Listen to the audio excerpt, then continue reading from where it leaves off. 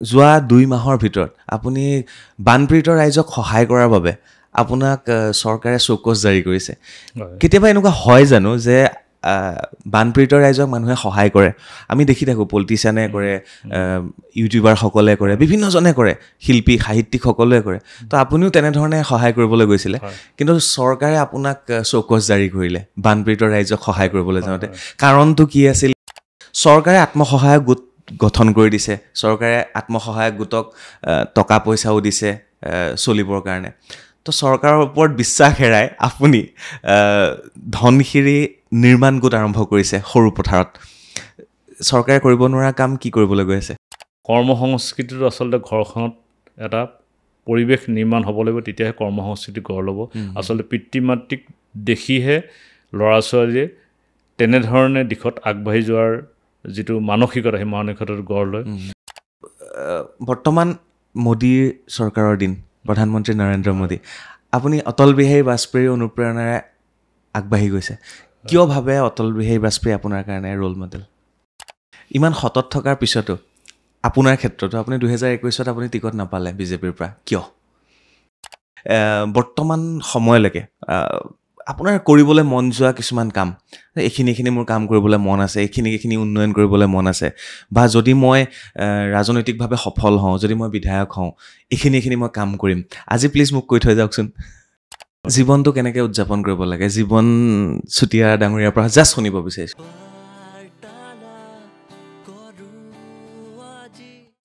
নমস্কাৰ, মই চক্ৰপাণি পৰাশৰ। চাবলৈ আৰম্ভ কৰিছে বাৰ্তালাপ। কোন আহিছে, কি উদ্দেশ্যেৰে আহিছে আৰু কি কথা আমি আলোচনা কৰিছোঁ, ইতিমধ্যে আপোনালোকে এটা অনুমান কৰিব পাৰিছে। এগৰাকী বিশেষ ব্যক্তি, তেখেতৰ নাম হৈছে জীৱন চুতীয়া ডাঙৰীয়া, আৰু তেখেতৰ ঘৰ হৈছে সৰু পথাৰত। মানুহক সহায় কৰি ভাল পোৱা এগৰাকী ব্যক্তি, কিছু নতুন প্ৰজন্মক উদ্বুদ্ধ কৰা এগৰাকী ব্যক্তি, মহিলাক সহায় কৰা এগৰাকী ব্যক্তি, ব্যৱসায়িকভাৱে সবল এগৰাকী ব্যক্তি, কৰ্মমুখী হ'বলৈ শিকোৱা এগৰাকী ব্যক্তি, আৰু তেখেতক লৈ নতুন প্ৰজন্মই যথেষ্ট আশাবাদী, আৰু তেখেত এগৰাকী উদ্যোগী, লগতে তেখেত ৰাজনীতিৰ লগতো জড়িত। গতিকে জীৱন চুতীয়া ডাঙৰীয়া, আপোনাক নমস্কাৰ জনাইছোঁ। নমস্কাৰ, আপোনালৈ আমি নমস্কাৰ জনাইছোঁ, আৰু বাৰ্তালাপৰ সমূহ দৰ্শকলৈ মোৰ আন্তৰিক ধন্যবাদ জ্ঞাপন কৰিছোঁ। ধন্যবাদ ডাঙৰীয়া। মই কেইবাটাও প্ৰশ্ন লৈ আহিছোঁ আপোনাৰ বাবে, আৰু মই জানিবলৈ পাই ভাল পাইছোঁ আৰু দুখো লাগিছে যে যোৱা 2 মাহৰ ভিতৰত আপুনি বানপীড়িত ৰাইজক সহায় কৰাৰ বাবে আপোনাক চৰকাৰে চৌকছ জাৰি কৰিছে। কেতিয়াবা এনেকুৱা হয় জানো যে বানপীড়িত ৰাইজক মানুহে সহায় কৰে? আমি দেখি থাকোঁ পলিটিচিয়ানে কৰে, ইউটিউবাৰসকলে কৰে, বিভিন্নজনে কৰে, শিল্পী সাহিত্যিকসকলে কৰে। তো আপুনিও তেনেধৰণে সহায় কৰিবলৈ গৈছিলে, কিন্তু চৰকাৰে আপোনাক চৌকছ জাৰি কৰিলে বানপীড়িত ৰাইজক সহায় কৰিবলৈ যাওঁতে। কাৰণটো কি আছিল, কি কথা, এইটো বিষয়ৰ পৰা আমি আলোচনা কৰিব বিচাৰিছোঁ। এই যোৱা 2 মাহৰ আগত এই ঘটনাটো মোৰ লগত ঘটিছিল, আৰু এই বিষয়টোৱে আচলতে আজিও মোক এই কথাটোৱে আচলতে যথেষ্ট আচৰিত কৰি তোলে কথাটোৱে। কিয়নো আমি বিশেষকৈ বানপানীৰ সময়ত বা বিভিন্ন দুৰ্যোগৰ সময়ত সকলোৱে সাধ্য অনুসাৰে সহায় কৰে দুৰ্গত ৰাইজক। ময়ো যোৱা 10-12 বছৰ ৰাইজৰ মাজত সেৱা কৰি আহিছোঁ। বানপানী হওক, ধৰক বতাহ ধুমুহাই হওক, বা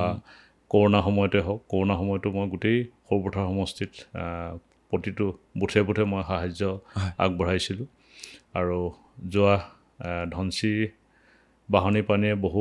আমাৰ সৰুপথাৰ সমষ্টিৰ বহু গাঁও ক্ষতিগ্ৰস্ত কৰিছিল, আৰু সেই সময়ত আমাৰ চৰকাৰে কিছু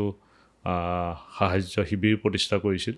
আৰু অন্য বছৰ যেনেধৰণে মই সাহাৰ্য দিছিলোঁ, এইবাৰো মই সাহাৰ্য দিবলৈ গৈছিলোঁ। আৰু সাহাৰ্য দি অহাৰ পাছত মোৰ প্ৰায় 6 তাৰিখে মই সাহাৰ্য দিছোঁ। 8 তাৰিখে মোলৈ এটা চৌকছ আহিল প্ৰশাসনৰ ফালৰ পৰা, যে আপুনি প্ৰশাসনৰ বিনা অনুমতিত কিয় সাহাৰ্য দিব, তাৰ এটা কাৰণ দৰ্শোৱা জাননী মোলৈ আহিল। সেই জাননীখন পাই যথেষ্ট মই আচৰিত হৈছিলোঁ যে এনেকুৱা ধৰণৰ চৌকছ আহিব পাৰে নেকি। জিলা প্ৰশাসনে দিছিলে এইটো। আচলতে আমাৰ সৰুপথাৰ সমষ্টি ডিজাষ্টাৰ মেনেজমেণ্টৰ যিজন ইনচাৰ্জ, তেখেতে চাৰ্কল অফিচাৰ আছিল, তেওঁৰ ফালৰ পৰা আহিছিল চৌকছটো। আৰু সেই চৌকছটো অহাৰ পাছত আচলতে সংবাদ মাধ্যমত যথেষ্ট এইটো এটা গোটেই অসমতে এটা তোলপাৰ লগাইছিল এই বিষয়টোৱে। আৰু এই বিষয়টোৱে আচলতে মই এটা অনুমান কৰিছোঁ যে আচলতে মই আগতো সাহায্য দিছোঁ কোনো কাৰণতে কোনোদিনেও প্ৰশাসনৰ ফালৰ পৰা আচলতে তেনেধৰণৰ চৌকছ কৰা নাছিল আগতো কেইবাবাৰো দিছোঁ কিন্তু সেই টাইমত প্ৰশাসনৰ আমাক আচলতে সহযোগিতাহে কৰিছিল আৰু প্ৰশাসনৰ লগত আমাৰ এটা যোগাযোগ হয় তাৰ প্ৰশাসনৰ কি হয় যিকোনো দুৰ্যোগ হঠাতে আহে গতিকে সাহায্যবিলাকো আচলতে হঠাতে দিব লগা হয় কিন্তু প্ৰশাসনৰ ধৰক যদিও প্ৰশাসনৰ সকলো ব্যৱস্থা থাকে হয়তো সাহায্য শিবিৰবিলাকত প্ৰয়োজনীয় কিছু বস্তু কেতিয়াবা হয়তো প্ৰশাসনৰ ফালৰ পৰা যোগাৰ নাহে তেতিয়া আচলতে প্ৰশাসনৰ ব্যক্তিয়ে বা যিজন দায়িত্বত থাকে তেওঁলোকে আমাৰ লগত যিহেতু আমি ৰাইজৰ কাম কৰি থাকোঁ এইবিলাক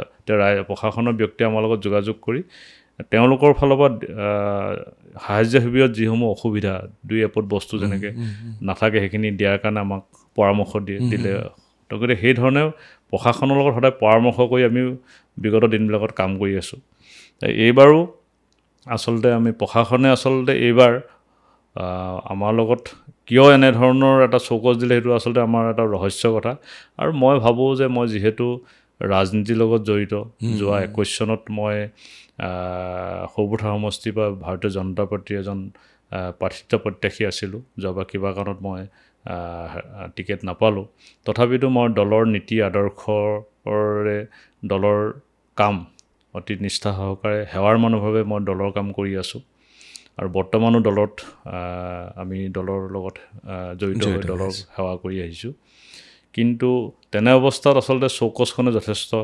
ৰহস্য এটা যে মোৰ ক্ষেত্ৰত আচলতে আৰু এইবাৰো বানপানী অকল আমাৰ সৰুপথাৰ সমষ্টিতে হোৱা নাই গোলাঘাট অন্য আমি জিলালৈ নগ'লোঁ গোলাঘাট জিলাতে খুমটাই দেৰগাঁও বোকাখাটতো বানপানী হৈছে তাতো বহু মানুহে আহি সাহায্য দিছে আৰু তাতো আমি সেইবিলাক খবৰ লৈ গম পাইছোঁ যে তাত তেনেধৰণৰ কোনো চৌকছ কাকো দিয়া হোৱা নাই বা কোনো মানে আগতীয়াকৈ প্ৰশাসনৰ পৰা অনুমতি লৈ ল'ব লগা হোৱা নাই কিন্তু একমাত্ৰ মোৰ ক্ষেত্ৰতহে আচলতে এনেধৰণৰ এটা চৌকছ আহিল যে উইদাউট পাৰ্মিশ্যন মানে মই কিয় ৰিলিফ দিলোঁ তাৰ মানে কাৰণ দৰ্শাওতা জাননী মানে মই এই বস্তুটোৱে আপোনাৰ লগত আৰম্ভ কৰিব বিচাৰিছোঁ কথা আৰু মই দৰ্শকক জনাব বিচাৰিছোঁ জীৱন চুতীয়া ডাঙৰীয়াৰ বিষয়ে বহুখিনি কথা আছে প্ৰথম কথা এইটোৱে এইকাৰণে আৰম্ভ কৰিব বিচাৰিছোঁ এতিয়া মানে আমি মানুহক সহায় কৰিবলগীয়া হ'লেও প্ৰশাসনৰ অনুমতি লৈহে সহায় কৰিব লাগিব নহ'লে জীৱন চুতীয়া ডাঙৰীয়াই বানপীড়িত ৰাইজক যেনেকৈ সহায় কৰিবলৈ গৈছিল তাৰ বাবে তেখেতে চৰকাৰৰ পৰা চৌকছ পাবলগীয়া হৈছে ক'ৰবাত জীৱন চুতীয়া ডাঙৰীয়া ক'ৰবাত এইটো ৰাজনৈতিক কিবা কাৰণৰ বলি হোৱা নাইতো আপুনি মানে ষড়যন্ত্ৰৰ বলি হ'বও পাৰে নেকি যে মানে বানপীড়িত ৰাইজক ধৰক চৰকাৰেহে সহায় কৰিব প্ৰশাসনেহে সহায় কৰিব এনেগৰাকী ব্যক্তি ক'ৰ পৰা ওলাল যি ব্যক্তিগতভাৱে সহায় কৰিব যাৰ বাবে চৰকাৰ বা প্ৰশাসনৰো গাত লাগিব পাৰেতো কথাটো সেইকাৰণে সুধিছোঁ ক'ৰবাত ষড়যন্ত্ৰ হোৱা নাইতো এইটো গোটেই কাহিনীটো মই এটা কথা লক্ষ্য কৰিছোঁ যদি আচলতে প্ৰশাসনৰ যদি এইটো এনেকুৱা ব্যৱস্থা থাকিল হয় তেতিয়া অকল মোৰ সৰুপথাৰ সমষ্টি বা অকল মোৰ ক্ষেত্ৰত নহয় গোটেই সামগ্ৰিকভাৱে গোটেই অসমতে এই কথাটো এটা গতিকে মই ভাবোঁ যে এইটো প্ৰশাসনে নিশ্চয় কাৰোবাৰ প্ৰেছাৰত পৰি এই কামটো কৰিছে নহ'লে ধৰক আপোনাৰ গোলাঘাট জিলাতে একেটা প্ৰশাসন ব্যৱস্থাৰ ভিতৰতে গোলাঘাট জিলাতো অন্য সমষ্টিত ক'তো হোৱা নাই কিন্তু বহুতে আহি সাহায্য দিছে কাকো চৌকছ কৰা হোৱা নাই তো এইটো ক্ষেত্ৰত মই ভাবোঁ যে নিশ্চয় ইয়াত কিবা এটা ষড়যন্ত্ৰ আছে বা সেই প্ৰশাসনিক বিষয়াজনক মই দোষ নিদিওঁ কিয়নো প্ৰশাসনিক বিষয়াজনৰ লগত মোৰ ভাল সম্পৰ্ক তেওঁ তালৈ মই যেতিয়াই গৈছোঁ তেওঁ মোক লগত ধুনীয়াকৈ কথা পাতে তেওঁ মানে একাপ চাহ খুৱাইহে মোৰ লগত কথা পাতে গতিকে তেওঁৰ লগত মোৰ ব্যক্তিগত সম্পৰ্ক খুবেই ভাল তাৰপিছতো তেওঁ চৌকছ দিছে গতিকে মই এইটো কথা ভাবিবলৈ নিশ্চয় বাধ্য হৈছোঁ যে ইয়াত নিশ্চয় কিবা তেওঁৰ ওপৰত প্ৰেছাৰ আছিল আৰু নহ'লে তেওঁ অন্ততঃ মোক চৌকছটো কোনো কাৰণতে তেওঁৰ লগত মোক সম্পৰ্ক কোনোদিন বেয়া নহয় খুব ভাল সম্পৰ্ক এতিয়াও সম্পৰ্ক ভাল জীৱন চুতীয়া ডাঙৰীয়া এটা প্ৰশ্ন সুধিব বিচাৰোঁ মই ধৰক এতিয়া সৰুপথাৰ সমষ্টিৰ এগৰাকী বিধায়ক আছে তাত আপোনালোকৰ দৰে মানে দলৰ কৰ্মী আছে কেতিয়াবা এনেকুৱা হয় নেকি যে বিধায়কগৰাকীয়ে কৰিব নোৱাৰা কাম কেতিয়াবা কৰ্মীয়ে কৰি দিয়ে আৰু যাৰ ফলত বিধায়কগৰাকীও ক'ৰবাত অকণমান ধৰক তেওঁ গাত লাগিব পাৰে যে মই এইটো কৰিব নোৱাৰিলোঁ জীৱন চুতীয়া ডাঙৰীয়াই কৰি দিলে কেতিয়াবা এনেকুৱা হয় নেকি যে একেটা অঞ্চলতে প্ৰভাৱশালী মানুহ বহুত থাকে চ' এনেকুৱা হয় নেকি কেতিয়াবা আপুনি ফিল কৰে নে কেতিয়াবা নহয় আচলতে মই তেনে দৃষ্টিয়ে নাচাওঁ মই চাওঁ যে সমাজখনত থকা প্ৰতিজন ব্যক্তিৰে নিজৰ সাধ্য অনুসাৰে সমাজখনৰ কাৰণে আচলতে কাম কৰিব লাগে যেই যেনেকৈ পাৰে যেনেধৰণে সন্মুখত কৰাৰ প্ৰয়োজনবোধ আছে সেইমতে কাম কৰি যাব লাগে আৰু মই সদায় সেই দৃষ্টিয়ে কাম কৰি আহিছোঁ যেতিয়াই য'ত যেনেধৰণে সহায়ৰ প্ৰয়োজন মইতো উপজাচি ক'তো সহায় কৰিবলৈ নাযাওঁ যেতিয়া সহায়ৰ কাৰণে মানুহে বাৰে বাৰে ধৰক মোৰ ওচৰত আহে সম্পৰ্ক কৰে মই প্ৰথম অৱস্থাত আচলতে মই বহুজনক কওঁ যে যিসকলে আচলতে আপোনালোকক সহায় কৰিব পাৰে সহায় য'ত গ'লে আপোনালোকে সহায় পাব পাৰে সেইসকল ব্যক্তিৰ ওচৰলৈ আপোনালোক যোগাযোগ কৰক সম্পৰ্ক কৰক যেতিয়া তেওঁলোকে সেই ধৰণে যোগাযোগ কৰি যেতিয়া বিভিন্ন কাৰণত তেওঁলোক যেতিয়া বিফল হয় তেতিয়া মোৰ ওচৰলৈ আহে তেতিয়া মই যেতিয়া তেওঁলোকৰ কোনো বিকল্প পথ নাথাকে তেওঁলোকক মই সহায় কৰাৰ কাৰণে আমি আগবাঢ়ি যাওঁ আৰু বহু লোকক তেনেধৰণে আচলতে কষ্টত থাকিলে দুখত থাকিলে আমি আচলতে আমাৰ আত্মাই কান্দে গতিকে আমি তেওঁলোকৰ সেই দুখটোক উপশম কৰিবৰ কাৰণে আমি সেই কামখিনি কৰোঁ সেই মুহূৰ্তত আমি এবাৰলৈও কোনো ৰাজনীতিৰ কথা বা তাত কোনোবাই কিবা ৰাজনৈতিক কথা বা ৰাজনৈতিক চিন্তাৰে আমি আচলতে কাম নকৰোঁ আৰু কোনোবাই যদি তেনেধৰণে সেই কথাবিলাক যদি তেনে দৃষ্টিৰে চাই সেইটো মই নাজানো কিন্তু প্ৰত্যেকৰ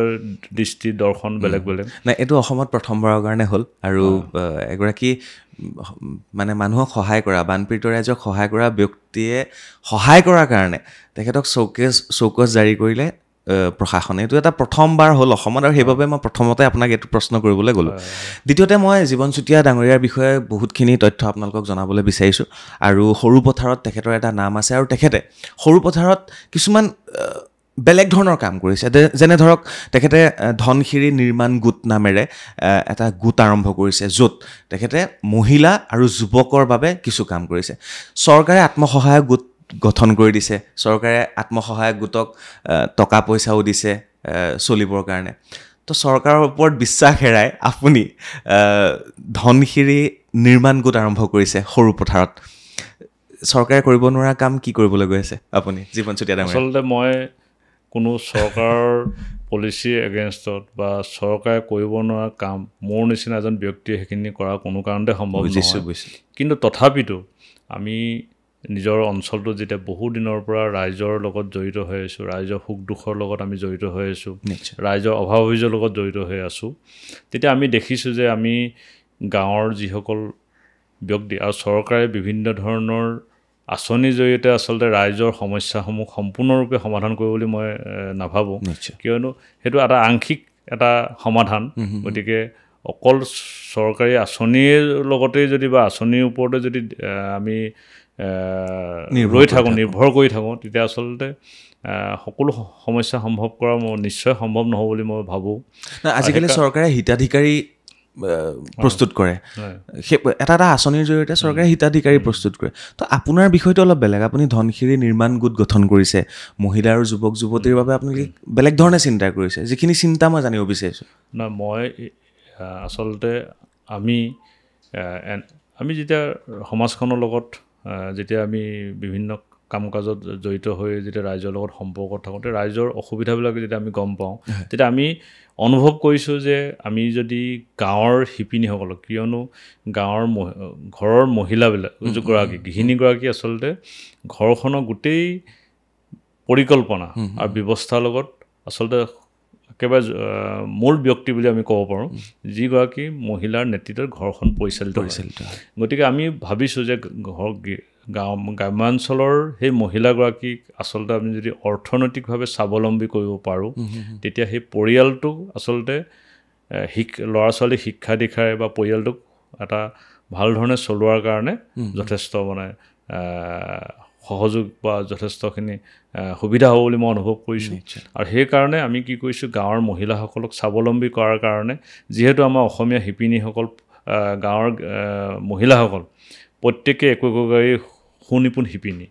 গতিকে প্ৰত্যেকৰ ঘৰত একো এখন তাঁতশাল আছে গতিকে আমি যদি বহুত দূৰলৈ নগৈ বা বহুত নতুন চিন্তা নকৰি যদি আমি ঘৰতে থকা সমলখিনিক লৈ যদি আমি কাম কৰা চিন্তা কৰোঁ তেতিয়া দেখিছোঁ যে আমাৰ মহিলাসকলক তাঁতশালতে গামোচা চাদৰ বৈ আচলতে আমি তেওঁলোকক আত্মনিৰ্ভৰশীল কৰিব পাৰোঁ আৰু এটা ঘৰখনতে থাকি নিজৰ পৰিয়ালৰ লগত থাকি ল'ৰা ছোৱালী পঢ়া শুনাৰ দায়িত্ব বা তেওঁলোকৰ লালন পালনৰ কৰি যিখিনি আজৰি সময় থাকে সেই আজৰি সময়খিনিত কোনো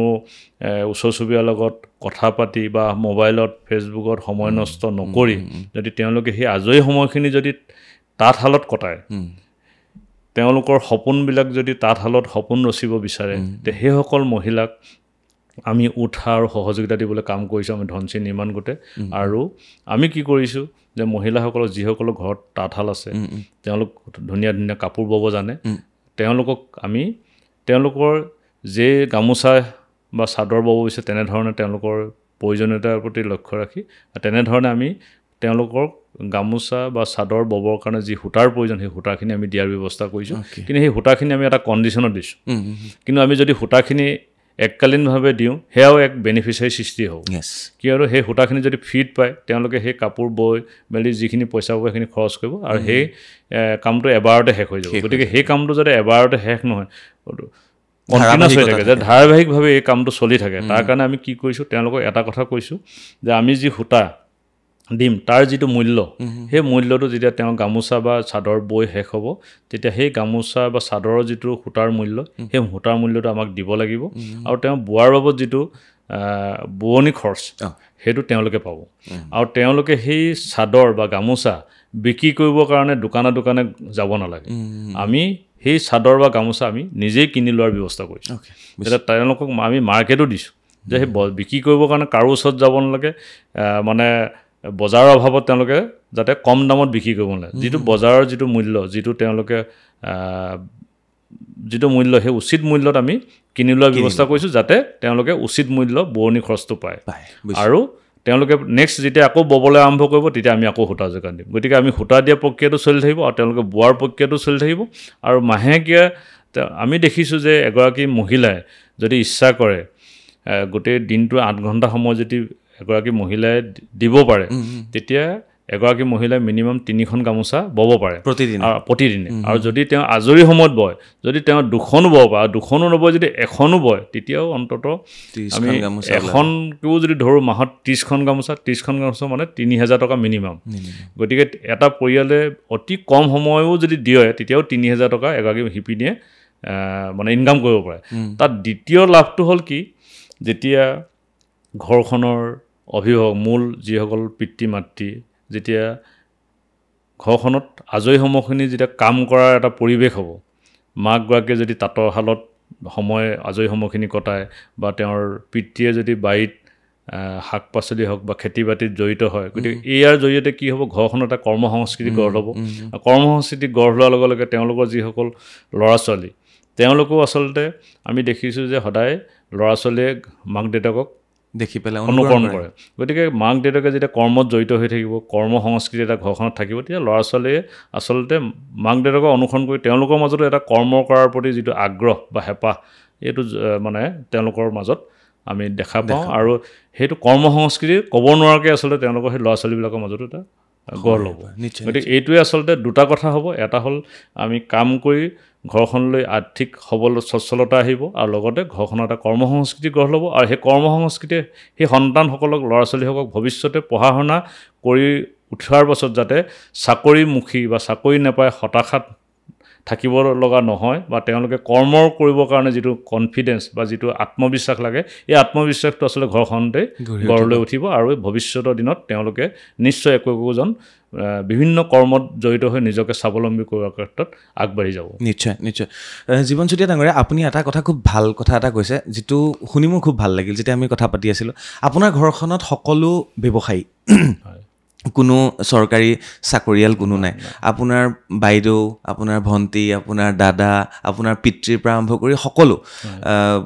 ব্যৱসায়ৰ ক্ষেত্ৰখন বা খেতি বাতিৰ লগত সদায় জড়িত হৈ আছিলে আৰু আপুনিও তেনেধৰণে দেউতাৰ পৰা সেইখিনি পাই অনুপ্ৰেৰণা লাভ কৰি আজি আগুৱাই গৈছে আৰু জীৱন চুতীয়া ডাঙৰীয়া এটা কথা বাৰে বাৰে কৈছে যে আমি পঢ়া শুনা কৰাৰ লগতে খেতি বাতি কৰিব লাগে আৰু লগতে আৰু এটা তেখেতে কথা কয় আৰু যিটো কথা বহুতে মানিও লৈছে যে আমি চাকৰিমুখী নহৈ আমি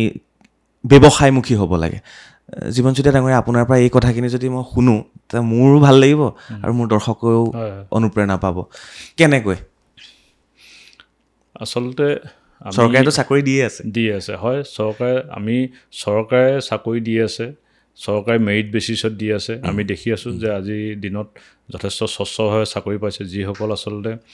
মেৰিট থকা ল'ৰা তেওঁলোকে চাকৰি পাইছে চাকৰি আৰু গাঁৱৰ অঞ্চলৰ ল'ৰায়ো চাকৰি পাইছে কিন্তু হ'লেও চাকৰি যথেষ্ট সীমিত গতিকে আমাৰ অসমত দিনে দিনে যেনেধৰণে নিবনুৱা প্ৰায় মানে বৃহৎ সংখ্যক ল'ৰা আচলতে আজিও নিবনুৱা হৈ আছে বহু ল'ৰা বহিৰাজ্যত চিকিউৰিটি গাৰ্ড বা বিভিন্ন উদ্যোগত সামান্য মাননীতে বিভিন্ন সৰু সুৰা কামত জড়িত হৈছে গতিকে আমি কেতিয়াবা বাহিৰত আমাৰ ইয়াৰে ল'ৰা কিছুমানে ইয়াত নিজৰ পৰিয়ালটো চলাবলৈ অসুবিধা হয় বহিৰাজ্যত থাকি আমাক ফোন কৰে আজি কেইদিনমানৰ আগতো এজনে ফোন কৰিছে দাদা আমি ইয়াতে চলিব নোৱাৰি আমি গোটেই পৰিয়ালটো আহি ইয়াতে কাম কৰি আছোঁ কিন্তু আমাৰ অসমৰ বা আমাৰ গোলাঘাট জিলাৰে বহু ল'ৰা তাত তেনেধৰণে আছে গতিকে আমি বহুত চিনাকি অচিনাকি বহু ল'ৰা পাইছোঁ গতিকে বহু ল'ৰা আমাৰ সংস্থাপনৰ অভাৱত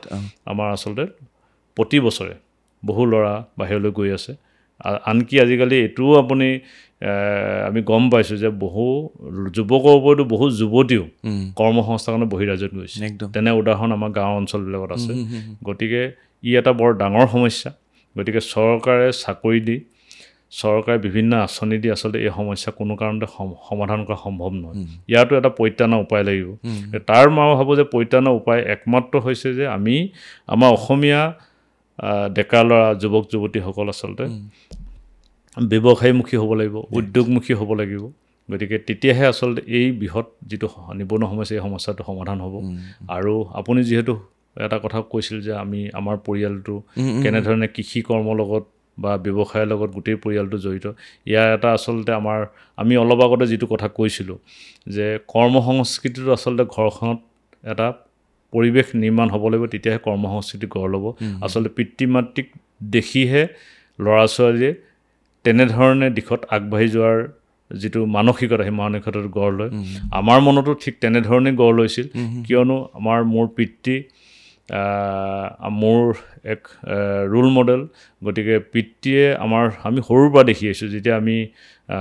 প্ৰথম যেতিয়া স্কুললৈ গৈছিলোঁ প্ৰথম শ্ৰেণী তেতিয়াৰ পৰা আমাক প্ৰায় কথাবিলাক আমাৰ মনত আছে তাৰ আগৰ কথাখিনি আমাৰ বিশেষ যদিও মনত নাই কিন্তু প্ৰথম শ্ৰেণী যেতিয়া প্ৰথম আমি স্কুল গৈছিলোঁ তেতিয়াৰ পৰা আমাক প্ৰায় কথাবিলাক ঘৰৰ পৰিৱেশ ঘৰৰ প্ৰতিটো কথাই আমাৰ মোটামুটি মনত আছে গতিকে আমি যেতিয়া স্কুল গৈছিলোঁ তেতিয়া আমাৰ ঘৰখনত আছিল কি যে আমি শুই উঠি আমি প্ৰতিটো ল'ৰা ছোৱালী সেই সময়ত মই বা মোতকৈ যিসকল ডাঙৰ আছিল বাইদেউ আছিল দাদা আছিল আমাৰ এটা কথা আছিল যে আমি প্ৰথম পঢ়াৰ আগতে ঘৰৰ যিবিলাক মিনিমাম যিখিনি কাম ধৰক চোতাল সৰা ঘৰ সৰা এনেকুৱা কামবিলাক আমি প্ৰত্যেকেই কৰিছিলোঁ স্কুল যোৱাৰ আগত কিতাপত বহাৰ আগত আমি প্ৰত্যেকে ঘৰৰ কামখিনি পালপাতি কৰিছিলোঁ কিয়নো আমাৰ মা মানে আমাৰ যথেষ্ট খেতি বাতি অলপ বহল আছিল বহুকেইজন খেতিৰ লগত জড়িত ব্যক্তি আছে তেওঁলোকৰ কাৰণে জলপান ৰেডি কৰিবলৈ গতিকে ৰাতিপুৱা মায়ে শুই উঠি জলপান ৰেডি কৰাৰ কাৰণে ঘৰৰ বাকী কামবিলাক থাকি গৈছিল গতিকে গাঁৱতো কোনো কাম কৰাৰ কাৰণে মানুহ ৰখাৰ ব্যৱস্থা নাই ঘৰৰ কামখিনি ঘৰৰ প্ৰত্যেকেই পালপাতি কৰিব লগা হয় গতিকে মই ল'ৰা হিচাপে মোক পিছফালৰ চোতালখন দিছিল সাৰিবলৈ মোক বাইদেউ ছোৱালীৰ কাৰণে আগফালৰ চোতালখন দিছিল সাৰিবলৈ এনেকৈ আমি পালপাতি আমি কামখিনি কৰিছিলোঁ আৰু সেইখিনি কৰি উঠি আমি পঢ়িছিলোঁ আৰু পঢ়া শুনা কৰি উঠি আমি স্কুল গৈছিলোঁ স্কুলৰ পৰা আহি আমাৰ যিহেতু গাঁৱৰ পৰিৱেশ গাঁৱত যথেষ্ট গৰু থাকে গতিকে আমি স্কুলৰ পৰা আহি কিবা এটা খাই আকৌ গৰু লৈ আমি পথাৰলৈ চৰাবলৈ লৈ গৈছোঁ গতিকে এনেধৰণে আমি প্ৰতিদিনে শুই উঠাৰ পৰা গধূলি হোৱালৈকে আকৌ ঠিক গধূলি পঢ়া শুনা কৰা এই গোটেই কামখিনিৰ মাজত কিন্তু মাজৰ আজৰি সময়খিনি কিন্তু আমাৰ বিভিন্ন কামৰ দায়িত্ব আছিল ঘৰুৱা কামত বয়স অনুপাতে যিখিনি কৰাৰ সম্ভৱ আৰু ঠিক তেনেধৰণে আমি পঢ়া দিনবিলাকত আমি যিটো গৰম বন্ধ এমাহ স্কুল ছুটি থাকে এই গৰম বন্ধ মাহত আমাৰ দেখোঁ প্ৰত্যেকেই মোমায়েকৰ ঘৰলৈ বা অন্যান্য কোনো পৰিয়ালৰ ৰিলেটিভছৰ ওচৰলৈ ফুৰিবলৈ যায় কিন্তু আমাৰ ঘৰখনত ফুৰাৰ পৰিৱেশটো নাছিল বা সুযোগ নাছিল কিয়নো গোটেই গৰম বন্ধ মাহটো আচলতে আমি যদি ভাবোঁ যে আমি খেতিৰ লগত জড়িত কঠীয়া তোলা ৰোৱা হাল বোৱা আলি কাষ কটা আলি দিয়া গোটেই আচলতে ধান লগোৱা মানে লগত কামখিনিৰ লগত জড়িত গতিকে আমাৰ পৰিয়ালৰ গোটেই মোৰ মা মোৰ দেউতা মোৰ বাইদেউ দাদা মই মোৰ ভাইটি প্ৰত্যেকে আমি গোটেই গৰম বন্ধৰ মাহত আমি খেতিৰ লগত জড়িত গতিকে আমি পঢ়ি থকা দিনবিলাকত এদিনৰ কাৰণে আমি ফুৰিও পোৱা নাই এদিনৰ কাৰণে আমি খেলিবলৈও সুযোগ পোৱা নাই কাৰণ আমাৰ সময়খিনি আজৰি সময়খিনি অকল খেতিৰ লগতে জড়িত বা ঘৰুৱা কাম কাজৰ লগত জড়িত গতিকে আমাৰ এই ক'ব নোৱাৰাকৈ এটা ঘৰখনত এটা মানে কৰ্ম কৰাৰ প্ৰতি যিটো মানে আগ্ৰহ বা হেঁপাহ এটা সংস্কৃতি আমাৰ মানে প্ৰত্যেকে আৰু আমাৰ মাও এনেকুৱা আছিল যে মায়ে কেতিয়াও মানুহৰ লগত বহি কথা পাতি সময় নহয় যদি কথাও পাতিছে গাঁৱৰ কোনোবা আলহী আহিলেতো কথা পাতিবলৈ কিন্তু মায়ে তাৰ মাজতে নিজৰ কৰ্মটো কেনেধৰণে কৰিছিল যদি আমাৰ ঘৰত ধৰক যথেষ্ট তামোল বাৰী আছিল পাণৰ বাৰী আছিল গতিকে মায়ে কি কৰে বজাৰলৈ বুধবাৰ আৰু দেওবাৰে বজাৰলৈ তামোল উলিয়াই দিব লাগে পাণ উলিয়াই দিব লাগে গতিকে মায়ে চোতালতে বহি দুখন হাতে তামোল গন্তি কৰে পাণ জুকিয়াই তাৰ মাজেৰে আলহীক ওচৰতে মুহা এটা দি আলহীৰ লগত কথাও পাতি থাকে কামো কৰি থাকে ঘৰৰ যদি বাৰান্দাত বহি কথা পাতিবলৈ তেতিয়া আমাৰ ঘৰতে এৰী পলু পোহে এৰী সূতা কাটে মায়ে টাকুৰিটো ঘূৰাই ঘূৰাই আলহীৰ লগত কথা পাতি থাকে ওচৰতে মহিলাগৰাকী গতিকে কথা পাতি সময় নষ্ট কৰা অকল কথাই পাতি এনেকুৱা ধৰণৰ নাছিল কামৰ মাজতহে কথা পাতিছিল আৰু আমাৰ মানে মাও এনেকুৱা আছিল ইমানেই মানে কামৰ লগত জড়িত এক ছেকেণ্ডো মানে এনেই মানে পাৰ শুই উঠাৰ পৰা ৰাতি শুৱা লাগে এক ছেকেণ্ড ক'তো মানে আমি ৰৈ থকা নাই গতিকে গোটেই মায়ে হওক দেউতাই হওক আৰু দেউতা মানে খেতিৰ লগতো জড়িত আছিল তাৰ লগে লগে দেউতা আচলতে সামাজিকভাৱে ৰাজনৈতিকভাৱেও জড়িত আছিল গতিকে দেউতা বহু মানুহৰ লগত সদায় সম্পৰ্কত আছিল আৰু ঘৰখনত এটা মানে পৰিৱেশ আছিল বহুত মানুহৰ এটা সমাগম আছিল পুৱাৰ পৰা দেউতা তেনেধৰণে জড়িত আছিল দেউতা বিভিন্ন সামাজিক অনুষ্ঠানৰ লগত জড়িত আছিল দেউতাৰ মৃত্যুৰ সময়তো 3খন স্কুলৰ মেনেজিং কমিটিৰ প্ৰেছিডেণ্ট আছিল গতিকে স্কুল দেউতাই নিজৰ হাতে গঢ়িছেও গতিকে নিজৰ হাতে স্কুল গঢ়া বা স্কুল এখন গঢ়িবৰ কাৰণে যিটো অৰ্থনৈতিকভাৱে যিখিনি ছাপৰ্ট লাগে সেইখিনি দেখিছিলোঁ যে তেতিয়া দিনতে আমাৰ গাঁৱতে দেউতাই থিয়েটাৰ আনি তেনেকৈ পইচা গোটাই স্কুল প্ৰতিষ্ঠা কৰা সামাজিক অনুষ্ঠান প্ৰতিষ্ঠা কৰা এনেকুৱা ধৰণৰ বহু কামত মানে আমি দেখিছিলোঁ যে খেতি কৰ্মৰ লগে লগে সামাজিকভাৱেও তেওঁ দায়বদ্ধ হৈ কাম কৰি আছিল আৰু লগতে আপোনালোকৰ পঢ়া শুনাত সকলো ভাল আছিল সকলোৱে ভালকৈ পঢ়া শুনাও কৰিছিল খেতিও কৰিছিলে ব্যৱসায়িকভাৱে সফলো হৈছে সকলো পঢ়া শুনাটো লগত সকলোৰে ভালকৈ যাতে কৰে তাৰ ওপৰত আচলতে আমাৰ পঢ়া শুনাটো মূল আছিল পঢ়া শুনাক আমি কোনো অৱহেলা কৰা নাছিল আৰু LP স্কুলতে হওক বা ME স্কুলতে হওক ময়ো পঢ়াত সদায় ফাৰ্ষ্ট বা ছেকেণ্ডে হৈছোঁ কেতিয়াও তৃতীয় হোৱা নাছিলোঁ ফাৰ্ষ্ট বা ছেকেণ্ড কেতিয়াবা ফাৰ্ষ্ট হৈছোঁ কেতিয়াবা ছেকেণ্ড হৈছোঁ কিন্তু মোৰ লগত যিসকল ফাৰ্ষ্ট ছেকেণ্ড আছিল তেওঁলোক আজি বৰ্তমান দিনত একো এটা ভাল চাকৰি লৈ আছে মোৰ LP স্কুলত যিজন মোৰ লগত ফাৰ্ষ্ট বা ছেকেণ্ড হৈছে মোৰ গাঁৱৰে আছিল চিদানন্দ চুতীয়া তেওঁ বৰ্তমান বাক্সাৰ এখন নৱোদয়ৰ প্ৰিন্সিপাল আৰু যি ME স্কুলত যিগৰাকী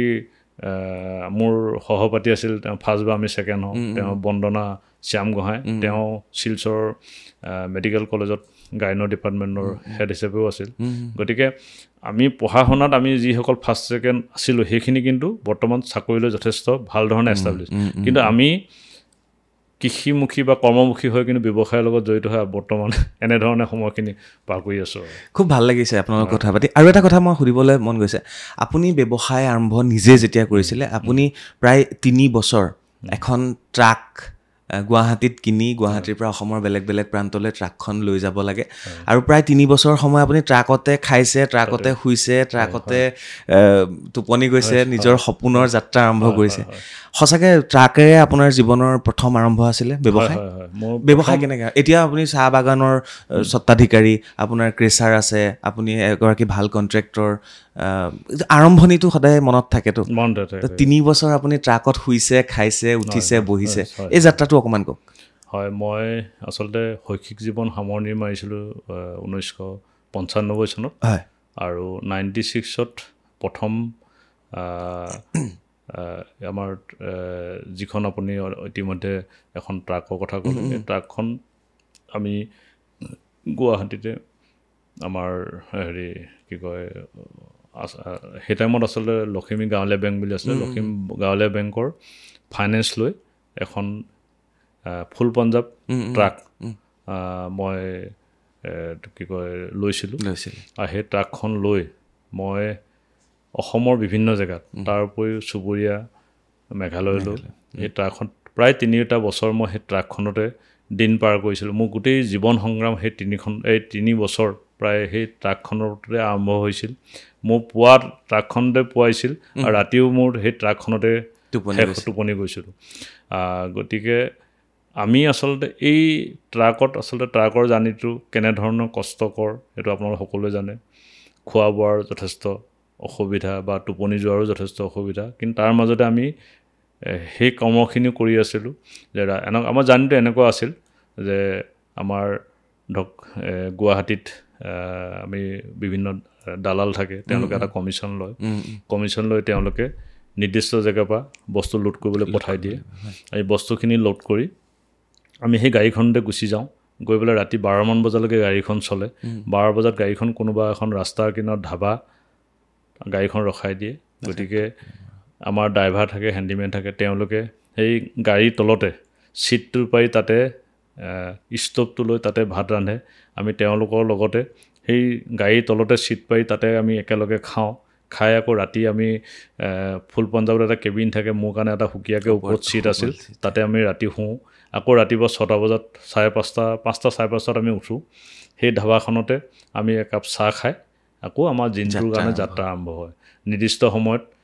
কেতিয়াবা সময় হৈছে ৰান্ধি খাইছোঁ কেতিয়াবা সময় নাই হোৱা এই কোনোবা ধাবাত খাইছোঁ তেনেকৈ আমি গন্তব্যস্থানত আমি বস্তু আনলোড কৰি আকৌ পৰৱৰ্তী ভাড়াৰ কাৰণে যোগাযোগ কৰোঁ তেনেধৰণে আমি ৰিটাৰ্ণ আহোঁতে যদি কিবা পাওঁ লৈ আহোঁ গতিকে আৰু দালালবিলাকে আচলতে মোৰ গাড়ীখনক ভাড়া দিবলৈ এইটো কাৰণে ভাল পাইছে যিহেতু মালিকজন মই নিজেই থাকোঁ গতিকে তেওঁলোকে অলপ সেই মোৰ গাড়ীখনক কিবা এটা ভাড়া দিবৰ কাৰণে তেওঁলোকে অলপ আগস্থান দিছিলে আৰু তেওঁলোকে অলপ তেওঁলোকৰ সেইটো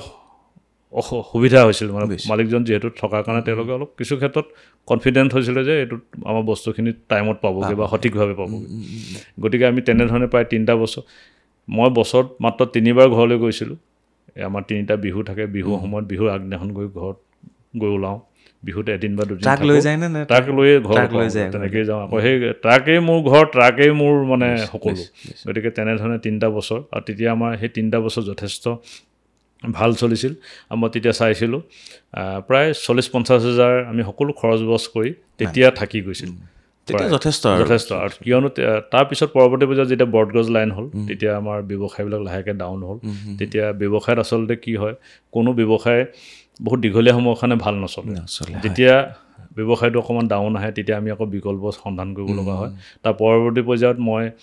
সৰু পথাৰতে যিহেতু আমাৰ সৰু পথাৰ অঞ্চলটো কৃষিপ্ৰধান অঞ্চল তাত কৃষিত যথেষ্ট পাৱাৰ টিলাৰ ব্যৱহাৰ হয় গতিকে আমি দেখিছিলোঁ যে আমাৰ সৰু পথাৰত এখনেই পাৱাৰ টিলাৰ দোকান আছিল গতিকে বহু ক্ষেত্ৰত মানে আমি সেই টাইমত দেখিছিলোঁ যে পাৱাৰ টিলাৰ এটা পাৰ্টছ ল'বৰ কাৰণে খেতিৰ সময়ত পাৰ্টছ ল'বৰ কাৰণে লাইন পাতিব লাগে লাইন পাতিব আপুনি বস্তু এটা পইচা দি লগে লগে নাপায় আপুনি ৱেইট কৰিব লাগে তেনেকুৱা এটা পৰিৱেশ আছিল গতিকে মই দেখিলোঁ যে সেই সময়ত যথেষ্ট এটা সম্ভাৱনা আছে পাৱাৰ টিলাৰ পাৰ্টছৰ দোকান আৰু মই প্ৰাৰম্ভিক অৱস্থাত যিহেতু সেই ক্ষেত্ৰত মোৰ কোনো অভিজ্ঞতা নাই মোৰ কোনো অভিজ্ঞতা থকা ব্যক্তি নাই তেতিয়া মোৰ এজন চিনাকি অসমীয়া মানুহ মানে গোলাঘাটত এখন পাৰ্টছৰ দোকান আছে চম হাজৰিকা ষ্ট'ৰ বুলি তেওঁৰ লগত অকণমান সম্পৰ্ক কৰি তেওঁৰ লগত অলপ কিছুমান কথা ইনফৰ্মেশ্যন লৈ মই যোৰহাটৰ পৰাই আচলতে বস্তু হ'লচেলত আনি তাত আমি বস্তু বিকিছিলোঁ আৰু প্ৰথম অৱস্থাত যিহেতু কোনো কৰ্মচাৰী নাছিল তেতিয়া মই ৰাতিপুৱাই দোকানলৈ যাওঁতে টিফিন লৈ যাওঁ তাতে কাষ্টমাৰ লগত থাকি মেলি তাৰ মাজতে কাষ্টমাৰৰ মাজতে থাপ মাৰি মই কিবা এটা খাইছিলোঁ আৰু মই দোকান খুলিয়ে প্ৰায় এসপ্তাহমানৰ ভিতৰতে যথেষ্ট ভাল ৰেছপন্স পাইছিলোঁ প্ৰায় আৰু মই তেতিয়া সেই দোকান দিওঁতেও গম পাইছিলোঁ যে পাৰ্টছৰ দোকানত যথেষ্ট মাৰ্জিন থাকে তেতিয়া আমি যথেষ্ট বহু কাষ্টমাৰক আচলতে কম ৰেটত বহু বস্তু দিবলৈ সক্ষম হৈছোঁ যোৰহাটৰ পৰা বস্তু আনি সৰু পথাৰত বিকিবলৈ যথেষ্ট মানে আমি সক্ষম হৈছিলোঁ কম ৰেটত গতিকে তাৰ দ্বাৰা মোৰ এটা অৰ্থনৈতিকভাৱে এটা লাভজনক ব্যৱসায়ো কিন্তু তাৰ মাজতে আমি ৰাইজক যিমান পাৰিছিলোঁ কম দামত বস্তু দিবলৈ এটা সক্ষম হৈছিলোঁ আৰু সেইটো চেষ্টা ৰাখিছিলোঁ গতিকে তাৰ দৰে দুটা লাভ হৈছিল এটা হ'ল যে বস্তুৰ কাৰণে মানুহৰ লাইন পাতিব লগা হোৱা নাছিল আৰু কম দামত বস্তু পোৱাৰ এটা আমি সুযোগ সৃষ্টি কৰিছিলোঁ গতিকে প্ৰায় 3 বছৰমান মই ট্ৰেক্টৰ পাৰ্টছত জড়িত হ'লোঁ পাৰ্টছৰ দোকানত তাৰপিছত যিহেতু ব্যৱসায় লাহে লাহে বঢ়াব লাগে গতিকে আমাৰ সীমিত কেপিটেল আপোনাৰ ইয়াৰ মাজতে কওঁ যদিও আমি ককাই ভাই গোটেইকেইটা আমি ব্যৱসায়ৰ লগত জড়িত কিন্তু মায়ে এটা কথাৰ ওপৰত জোৰ দিছিল যে আমি থাকোঁতে প্ৰত্যেকেই তহঁতৰ ব্যৱসায়টো নিজাকৈ কৰাৰ এটা প্ৰত্যেকেই স্বাৱলম্বী, কোনো কাৰো ওচৰত যাতে ডিপেণ্ডেবল হৈ থাকিব এই কথাটোৰ ওপৰত মায়ে কিন্তু পেৰেলে জোৰ দিছিল আৰু মা থকা অৱস্থাতে আমি প্ৰত্যেকেই নিজা নিজাকৈ ব্যৱসায়বিলাক কৰিছোঁ আৰু সেই পাৰ্টছ ব্যৱসায়টো মোৰ দাদাৰ লগত ৩য় বছৰ আমি একেলগে পাৰ্টনাৰশ্বিপত কৰি আৰু ৩য় বছৰ মই দাদাক এই পাৰ্টছ ব্যৱসায়টো দায়িত্ব দি সেই সময়ত মানে আমাৰ চাহ খেতি এটা যথেষ্ট জনপ্ৰিয়তা আহিছিল, চাহ খেতি এটা সম্ভাৱনা মানে এটা দেখা দিছিল, চাহ উজ্জ্বল এটা আমি ভৱিষ্যত দেখিছিলোঁ। গতিকে মই চাহ খেতিৰ লগত জড়িত হ'লোঁ, নিজেই নাৰ্চাৰী কৰি আৰু ওচৰতে আমাৰ সৰুপথাৰ লগত গাতে লাগি আছে কাৰ্বি আংলং। গতিকে আমাৰ পৰা প্ৰায় ২৫ কিলোমিটাৰ দূৰতে আমি এজন মানুহৰ লগত সম্পৰ্ক কৰি তাত কিছু মাটি আমি ল'লোঁ, লৈ তাতে নিজে মানে গছৰ মুহা হাবি জংঘল উঠাই আমি কেইজনমান তাৰ স্থানীয় যুৱকৰ লগত লগ লাগি আমি তাত চাহ খেতি কৰিলোঁ। কিয়নো কাৰ্বি আংলঙত আচলতে বাহিৰৰ পৰা শ্ৰমিক লৈ গৈ আমি আচলতে কাম কৰিবলৈ অসুবিধা, কিয়নো তাত অলপ মেলেৰিয়াৰ প্ৰাদুৰ্ভাৱ আছিল। গতিকে আমি স্থানীয় যিসকল যুৱক পাইছিলোঁ তেওঁলোকৰ লগত লগ লাগি আচলতে আমি চাহ খেতি তলিবিলাক আমি উলিয়াইছোঁ। তাত যথেষ্ট গছৰ মুহা আছিল, গছৰ মুহা উঠাই কামখিনি কৰি আমি চাহ খেতিও যথেষ্টখিনি আগবঢ়ালোঁ আৰু পৰৱৰ্তী পৰ্যায়ত আমি PWD ৰেজিষ্ট্ৰেশ্যন কৰি কনষ্ট্ৰাকশ্যন লাইনতো আমি কাম কৰি বৰ্তমানলৈকে তেনেধৰণে কাম কৰি আছোঁ। নিশ্চয়। আমি জীৱন চুতীয়া ডাঙৰীয়াৰ সৈতে কথা পাতি আছোঁ আৰু এইবাৰ তেখেতৰ জীৱন সম্পৰ্কে, যাত্ৰা সম্পৰ্কে আৰু লগতে তেখেতে উদ্বুদ্ধ কৰি আছে আৰু অনুপ্ৰেৰণা দি আছে নতুন প্ৰজন্মক। মই ৰাজনীতিৰ কথা কিছু পাতোঁ। ধৰক আপুনি দেউতাটো আপোনাৰ ৰোল মডেল হয় আৰু ৰাজনৈতিকভাৱে অটল বিহাৰী বাজপেয়ী আপোনাৰ ৰোল মডেল। আপুনি 2021ত টিকট বিচাৰিছিলে, আপুনি নাপালে, কিন্তু 2008 চনতে আপুনি বিজেপিত যোগদান কৰিছে। তাৰ পিছতো আপুনি ব্যৱসায়ীভাৱে সফল হোৱাৰ পিছত আপুনি বিভিন্নজনক সহায় কৰিছে সৰুপথাৰ অঞ্চলটোত। তো বৰ্তমান মোদীৰ চৰকাৰৰ দিন, প্ৰধানমন্ত্ৰী নৰেন্দ্ৰ মোদী, আপুনি অটল বিহাৰী বাজপেয়ীৰ অনুপ্ৰেৰণাৰে আগবাঢ়ি গৈছে। কিয় ভাবে অটল বিহাৰী বাজপেয়ী আপোনাৰ কাৰণে ৰোল মডেল ৰাজনীতিৰ প্ৰেক্ষাপটত? ৰাজনীতিৰ ক্ষেত্ৰখনত অটল বিহাৰীৰ যিটো চিন্তা বা তেওঁৰ যিটো কৰ্ম, সেই কৰ্মখিনি আচলতে অকল আমি ভাৰতীয় জনতা পাৰ্টি বুলিয়েই নহয়, প্ৰতিটো ৰাজনৈতিক দলত জড়িত ব্যক্তি আচলতে অটল বিহাৰী বাজপেয়ীক মানে একেমুখে এজন সৰ্বজনপ্ৰিয় এজন নেতা হিচাপে সকলোৱে মানি আহিছে। গতিকে অটল বিহাৰী বাজপেয়ীৰ লগত আচলতে কাৰো বিতৰ্ক নাই বা তেওঁ এনেকুৱা এজন নেতা যিজন আচলতে সৰ্বসাধাৰণ ৰাইজৰ চিন্তা বা সৰ্বসাধাৰণ ৰাইজক স্বাৰ্থতে তেওঁ প্ৰতিটো চিন্তা বা কৰ্ম জড়িত হৈ আছে। তেওঁৰ দিনত আমি দেখিছিলোঁ যে তেওঁৰ দিনত কেনেধৰণৰ কামবিলাক হৈছিল। তেওঁ আজিও সেইটো যথেষ্ট জনপ্ৰিয়। তেওঁ গ্ৰাম্যাঞ্চলৰ যিবিলাক ৰাস্তা পদূলি আছে, সেই ৰাস্তা পদূলি, কিয়নো গাঁৱৰ অঞ্চলতে আমাৰ বিশেষকৈ কৃষি লগত জড়িত ব্যক্তিসকল থাকে, কৃষকসকল থাকে। গতিকে গাঁৱৰ কৃষকৰ স্বাৰ্থত তেওঁ এটা আঁচনি ল'লে যে যাতে কৃষকৰ গাঁৱৰ অঞ্চলত যিসমূহ কৃষিজাত সামগ্ৰী বজাৰলৈ উলিয়াই নিবৰ কাৰণে যাতায়াতৰ যথেষ্ট অসুবিধা সেই সময়ত। গতিকে তেওঁৰ দিনত আচলতে প্ৰধানমন্ত্ৰী গ্ৰাম চড়ক যোজনা নামে এটা আঁচনি কৰিলে 2001 চনত প্ৰথম। গতিকে সেই আঁচনি ইমানেই জনপ্ৰিয় হ'ল বা ইমানেই ফলপ্ৰসূ হ'ল যে তাৰ দ্বাৰা আচলতে গ্ৰাম্যাঞ্চলৰ অঞ্চলবিলাকক আচলতে লক্ষ্য কৰি তাৰ আগতে কেতিয়াও এনেধৰণৰ কোনো যাতায়াতলৈ এনেকুৱা ধৰণৰ আঁচনি লোৱা নাছিলে। আগতে কি আছিলে, চহৰ অঞ্চল বা নগৰ অঞ্চলক কেন্দ্ৰ কৰি যিসমূহ ৰাস্তা পদূলি মূল পথ আছিলে, সেইসমূহে আচলতে উন্নয়নৰ কাম কাজবিলাক সদায় হৈছিল। প্ৰতি বছৰে বিভিন্ন ধৰণৰ বাজেট বা বিভিন্ন ধৰণৰ আঁচনি হয়, আচলতে সেই মূল আঁচনি হয়। কিন্তু গাঁৱৰ অঞ্চলবিলাকক বা গাঁৱৰ ৰাস্তাবিলাক লৈ কোনো কৰা নাছিল। তেওঁৰ দিনত সেই গ্ৰাম চড়ক যোজনাৰ জৰিয়তে, প্ৰধানমন্ত্ৰী গ্ৰাম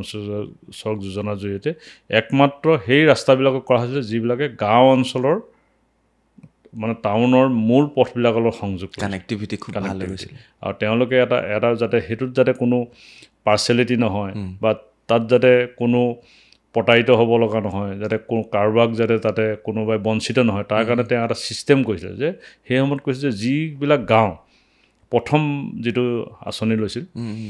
যিবিলাক গাঁও পপুলেশ্যন 1000ৰ ওপৰত, 1000+ গাঁওবিলাক সংযোগ কৰা প্ৰথম গতিকে যিবিলাক ছাৰ্ভেত সেই টাইমলৈকে যিসকল যিবিলাক গাঁও 1000+ গাঁও আছিল সেইবিলাকক কানেক্টিভিটি কৰা হৈছিল আৰু পৰৱৰ্তী পৰ্যায়ত 1000+ পৰা 500+, 250+, কিন্তু সেই বৰ্তমানো সেই 2021 চনত তেওঁ যি সুদূৰ প্ৰসাৰী যিটো মানে আঁচনি ল'লে তাৰ কিন্তু প্ৰভাৱ আজিও আছে তাৰ গ্ৰহণযোগ্যতা আজিও আছে আৰু সেইকাৰণে বৰ্তমানলৈকে মাজতে ধৰক কংগ্ৰেছৰ চৰকাৰো আহিছে কিন্তু এই কংগ্ৰেছৰ চৰকাৰৰ দিনতো কিন্তু এই আঁচনি কিন্তু বাদ পোৱা নাছিল গতিকে মই এইটো কাৰণে ক'ব বিচাৰিছোঁ যে তেওঁৰ চিন্তাবিলাক তেওঁৰ কৰ্মবিলাক অকল বিজেপি কেন্দ্ৰিক নহয় সকলো দলে বা সকলো শ্ৰেণী বা সকলোৰে এটা গ্ৰহণযোগ্য কামবিলাক তেওঁ ঠিক কৈছে গতিকে ভালটো ভালেই ক'ব লাগিব গতিকে তেওঁৰ যিবিলাক চিন্তা বা কৰ্ম সদায় সঁচাই ব্যতিক্ৰম আৰু সেইকাৰণে আপুনি 2008ত বিজেপিত যোগদান কৰিছিলে আৰু আচলতে তেনেধৰণে বহুখিনি কথা আছে যে মই এটা কথাহে উনুকিয়াইছোঁ কিন্তু তেওঁৰ যিটো নীতি তেওঁ আৰু এটা মই কথা চাইছোঁ তেওঁ 3বাৰকৈ চৰকাৰ ফৰ্ম কৰিছে তেওঁ কোৱালিশ্যন গভৰ্ণমেণ্ট চলাইছে প্ৰথমবাৰ 13 দিনৰ কাৰণে ছেকেণ্ডবাৰ 13 মাহৰ কাৰণে আৰু তৃতীয়বাৰ সম্পূৰ্ণ চৰকাৰ তেওঁ চলাইছে কিন্তু তেওঁ যি দুবাৰ চৰকাৰ তেওঁ ভাঙিব লগা হৈছিল তেওঁ যদি বৰ্তমানো আমি যিটো ৰাজনৈতিক ক্ষেত্ৰখনত দেখি আছোঁ যে চৰকাৰখনৰ যিটো থাকিবৰ কাৰণে যি গৰিষ্ঠ সংখ্যকৰ সমৰ্থন লাগে তাৰ কাৰণে বহুত ধৰণৰ আমি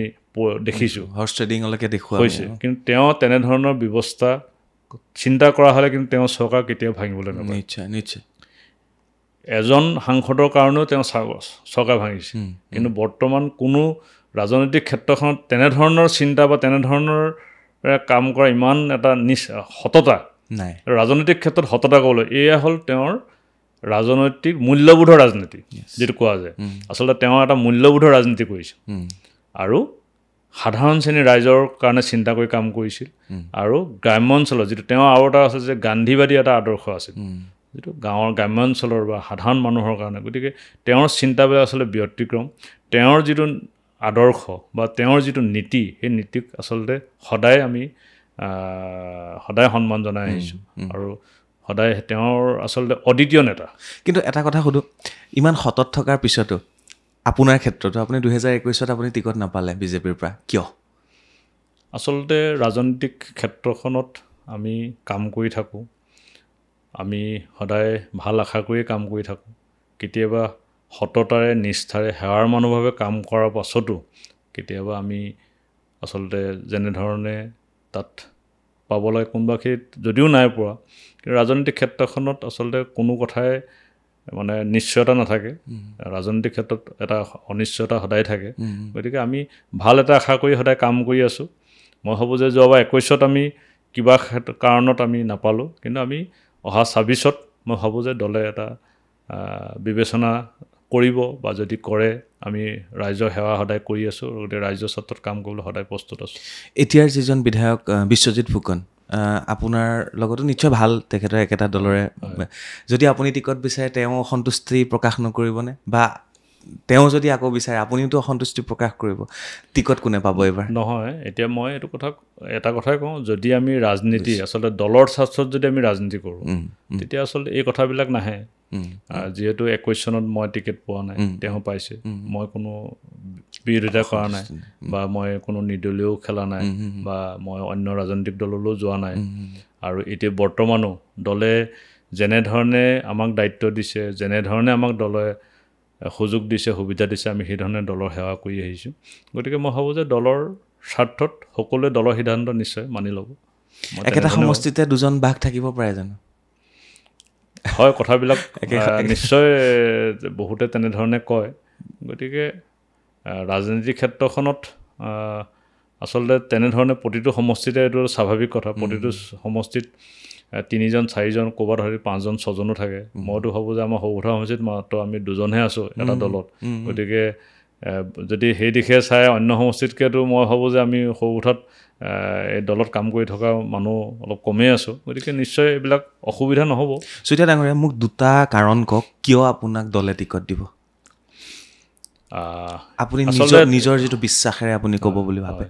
মই এটা কথাই বিশ্বাস কৰোঁ যে যিহেতু ভাৰতীয় জনতা পাৰ্টি, গতিকে ভাৰতীয় জনতা পাৰ্টি এটা কথা যে মানে ইয়াত আচলতে কিছু ব্যতিক্ৰম বহুত মানে মন্ত্ৰী বিধায়ক বহু সময়ত মানে উদাহৰণ আছে যে মন্ত্ৰী হৈ থকা অৱস্থাতো টিকেট কটা গৈছে আৰু এবাৰতো মুখ্যমন্ত্ৰীয়ে কৈয়ে দিছে নতুন মুখ আনিব তো গতিকে মই ভাবোঁ যে যিহেতু আমি যোৱা 21ৰ আগতো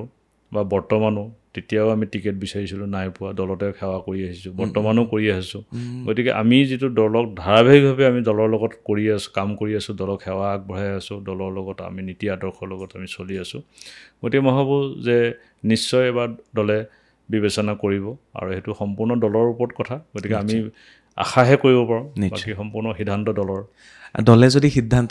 নল'লে তেতিয়া কিন্তু আপুনি ব্যক্তিগতভাৱেও কৰিব পাৰে অকল দল বুলি থাকিলেওতো নহ'ব মানুহজন যিহেতু ভাল আপুনি ব্যক্তিগতভাৱেও কৰিব পাৰে আৰু সেইটো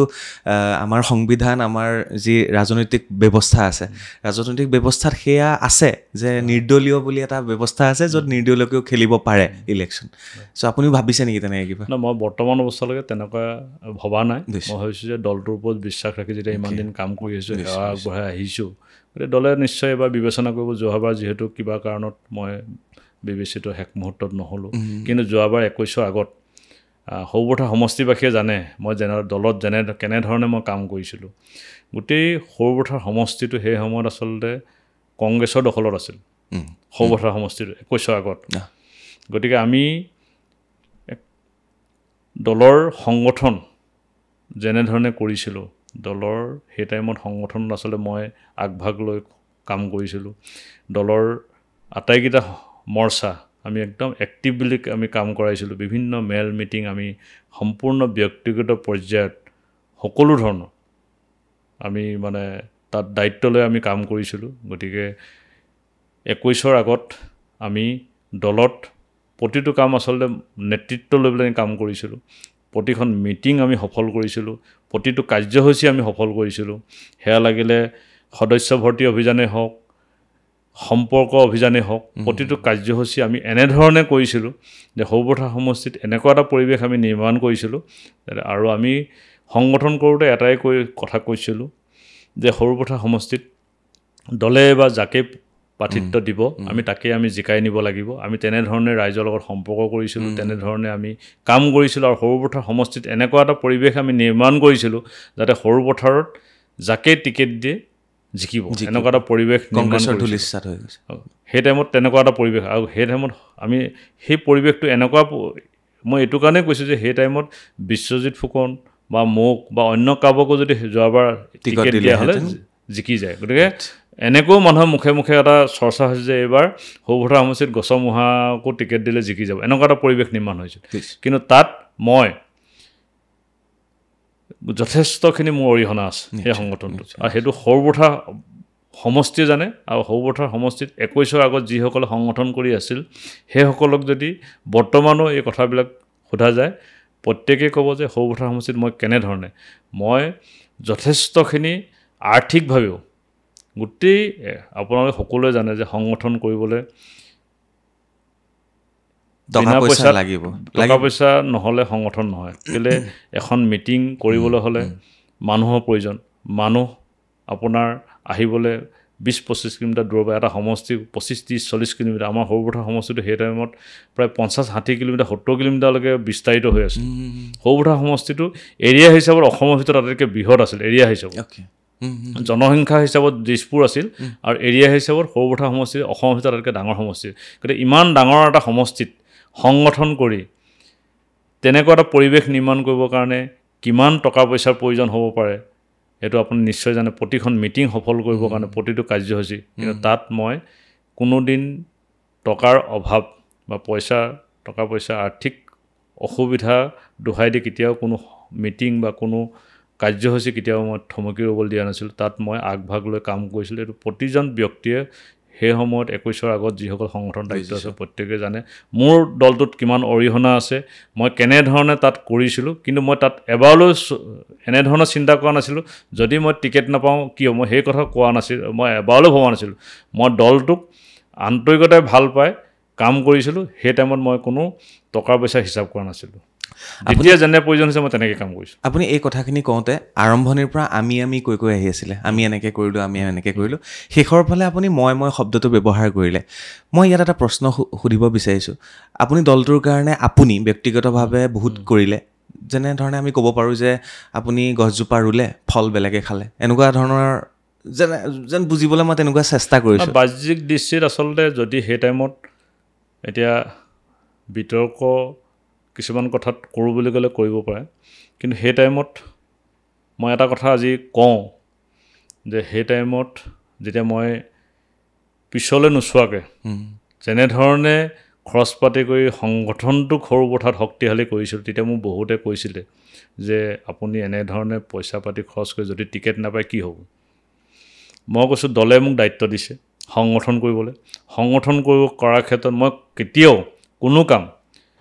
দায়িত্ব পোৱাৰ পাছত মই কেতিয়াও উভতি চোৱা নাই। সেই দায়িত্ব লাগিলে সামাজিকেই হওক, ৰাজনৈতিকেই হওক, যেতিয়াই যি দায়িত্ব লৈছোঁ সেই দায়িত্বত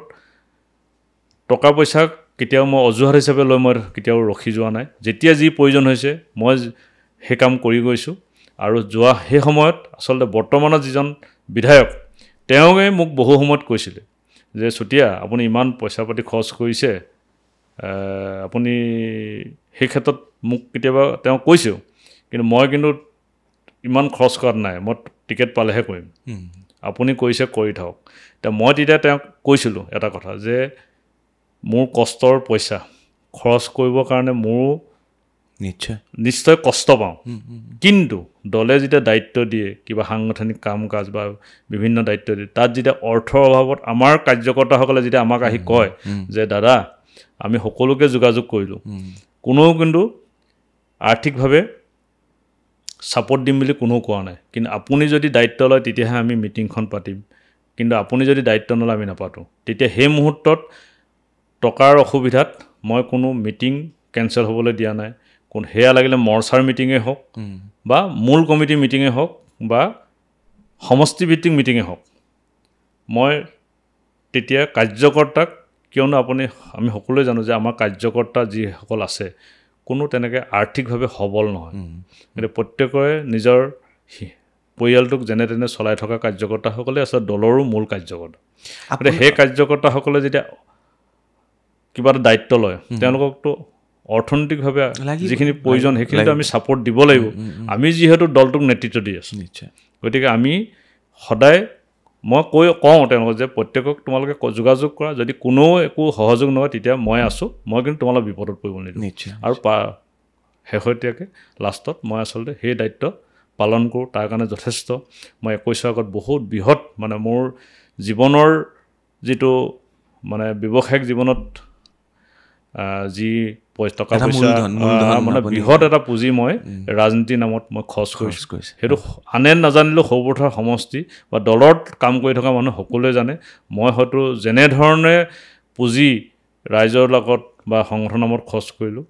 এয়া হয়তো মই নাজানো, তাতকৈ হয়তো বহুত খৰচ কৰা মানুহ থাকিব পাৰে, কিন্তু মই যথেষ্টখিনি কৰি থৈছোঁ এয়া। কিন্তু তাৰ কাৰণে মোৰ কোনো আফচোচ নাই। ডাঙৰীয়া, আপুনি যেনেকৈ আপুনি অটল বিহাৰী বাজপেয়ীৰ কথা ক'লে, অসমৰ প্ৰেক্ষাপটত যদি চাওঁ, অসমৰ কোনগৰাকী নেতাৰ প্ৰতি আপোনাৰ টান আছে? আৰু লগতে মই যদি সোধোঁ, যিহেতু আপুনি ইমানখিনি